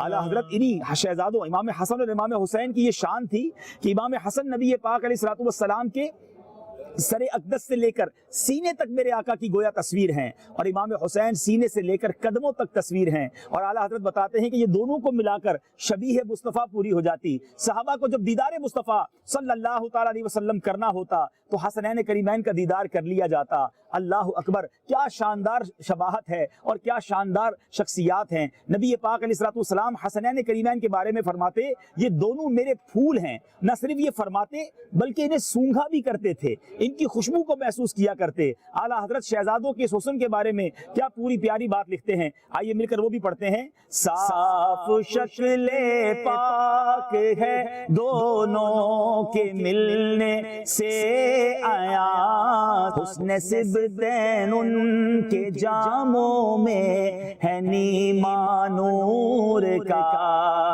सुभान अल्लाह सुभान अल्लाह। मीठे मीठे इस्लामी भाइयों, اب ذرا ایک اور خوبصورت حدیث پاک سنیے، اہل بیت کے فضائل کیا شاندار ہیں۔ نبی پاک علیہ الصلوۃ والسلام نے فرمایا میں تم میں ایسی چیزیں چھوڑے جا رہا ہوں، اگر تم انہیں مضبوطی سے پکڑے رہو گے تو میرے بعد گمراہ نہیں ہوگے۔ ان میں سے ایک دوسری سے بہت عظمت والی ہے، یعنی اللہ کی کتاب جو آسمان سے زمین تک لٹکی ہوئی رسی ہے، اور میرے اہل بیت، اور یہ دونوں ہرگز الگ نہیں ہوں گے یہاں تک کہ حوض کوثر پر مجھ سے ملیں گے۔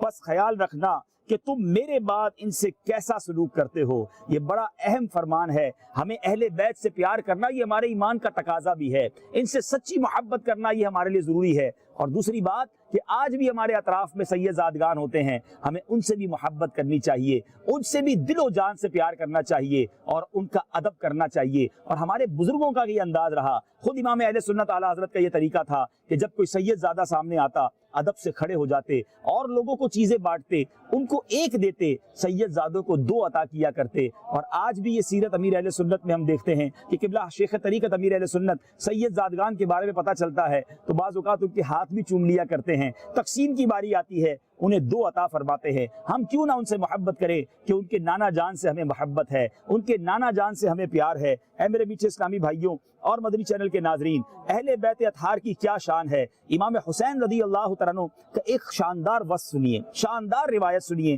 حضرت ابو ہریرہ رضی اللہ تعالیٰ عنہ فرماتے ہیں کہ ہم آقا و مولا صلی اللہ تعالیٰ علیہ وسلم کے ساتھ سفر پر نکلے، راستے میں آپ نے حسنین کریمین کے رونے کی آواز سنی تو آپ ان کے پاس تشریف لے گئے اور رونے کا سبب پوچھا۔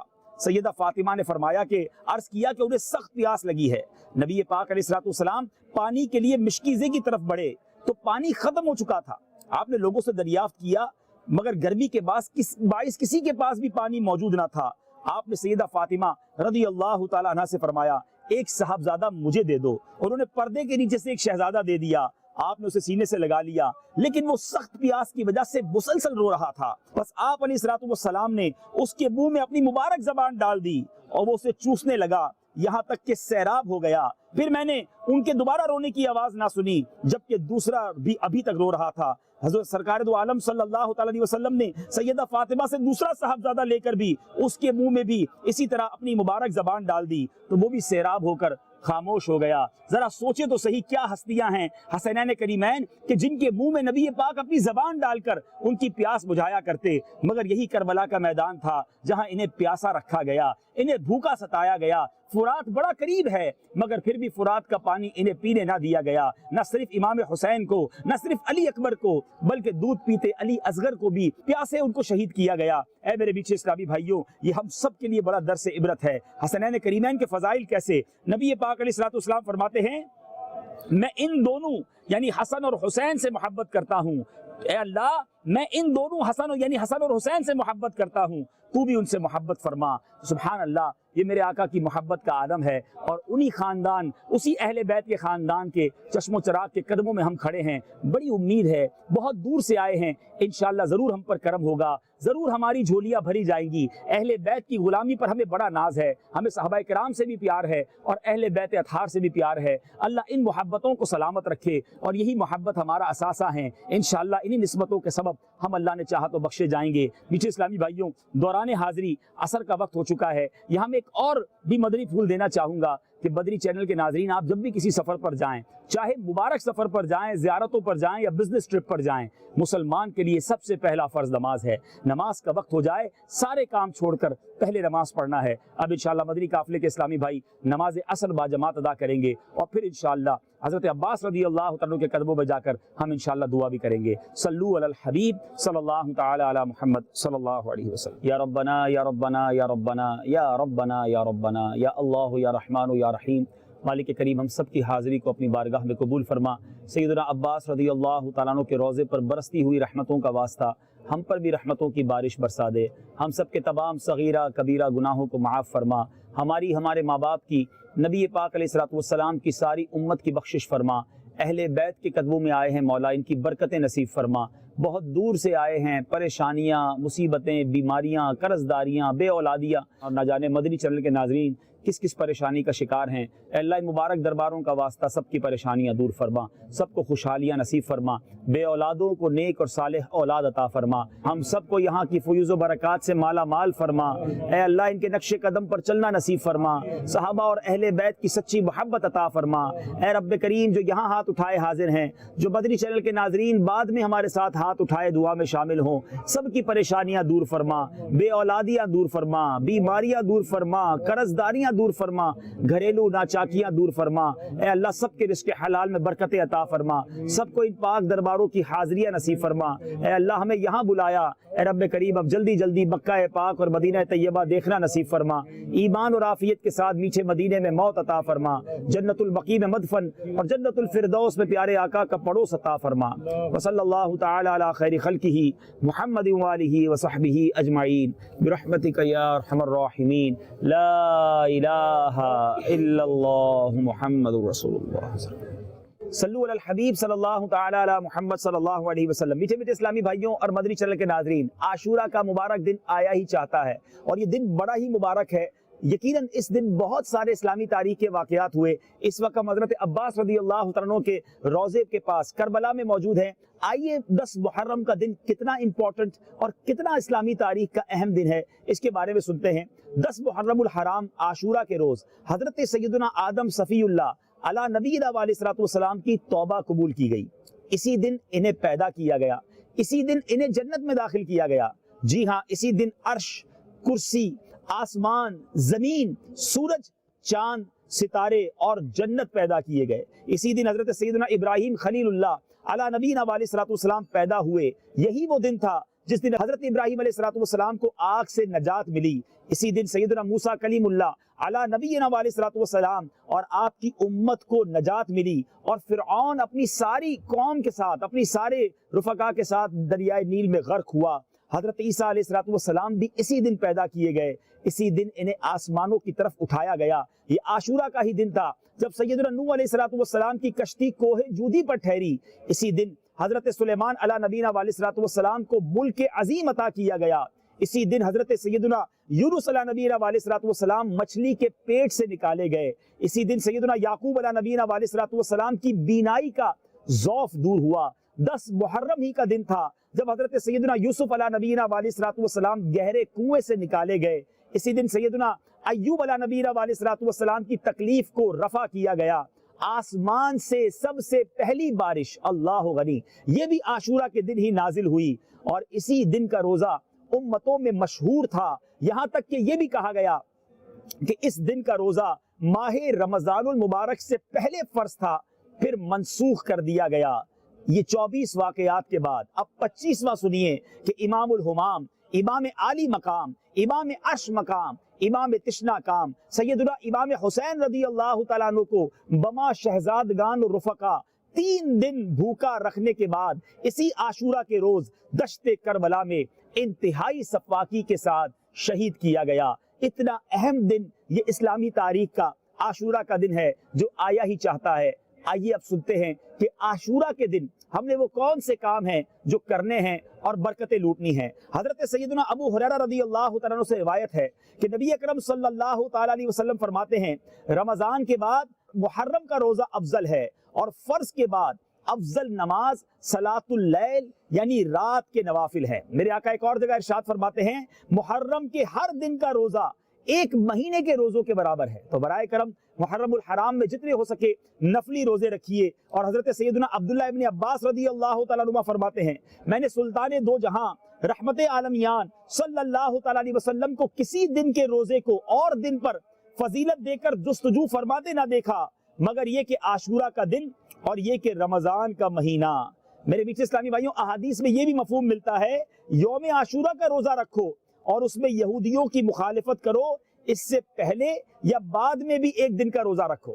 سبحان اللہ، میرے آقا علیہ السلام ایک اور جگہ فرماتے ہیں مجھے اللہ پر گمان ہے کہ عاشورہ کا روزہ 1 سال قبل کے گناہ مٹا دیتا ہے۔ میں بھی نیت کرتا ہوں، آپ بھی نیت کر لیں کربلا کی پاک فضاؤں سے کہ انشاءاللہ عاشورہ کے دن کا روزہ بھی رکھیں گے، بلکہ محرم میں جتنے ہو سکے روزے رکھیں، اور 10 محرم کو اور کیا اعمال کرنے ہیں۔ مفسر شہیر حکیم الامت حضرت مفتی احمد یار خان علیہ رحمت المنان فرماتے ہیں محرم کی 9ویں اور 10ویں کو روزہ رکھے تو بہت ثواب پائے گا۔ بال بچوں کے لیے 10ویں محرم کو خوب اچھے اچھے کھانے پکائے تو انشاءاللہ عز و جل سال بھر تک گھر میں برکت رہے گی۔ بہتر ہے کہ کھچڑا پکا کر حضرت شہید کربلا امام حسین رضی اللہ تعالیٰ عنہ کی فاتحہ کرے کہ بہت مؤثر اور آزمودہ ہے، مجرب ہے۔ اسی تاریخ یعنی 10 محرم الحرام کو غسل کرے تو تمام سال انشاءاللہ بیماریوں سے امن میں رہے گا، کیونکہ اس دن آب زمزم تمام پانیوں میں پہنچتا ہے۔ سبحان اللہ۔ سرور کائنات علیہ الصلوۃ والسلام نے فرمایا جو شخص یوم عاشورہ عصمت سرما آنکھوں میں لگائے اس کی آنکھیں کبھی بھی نہ دکھیں گی۔ اللہ اکبر، کتنا مبارک دن ہے۔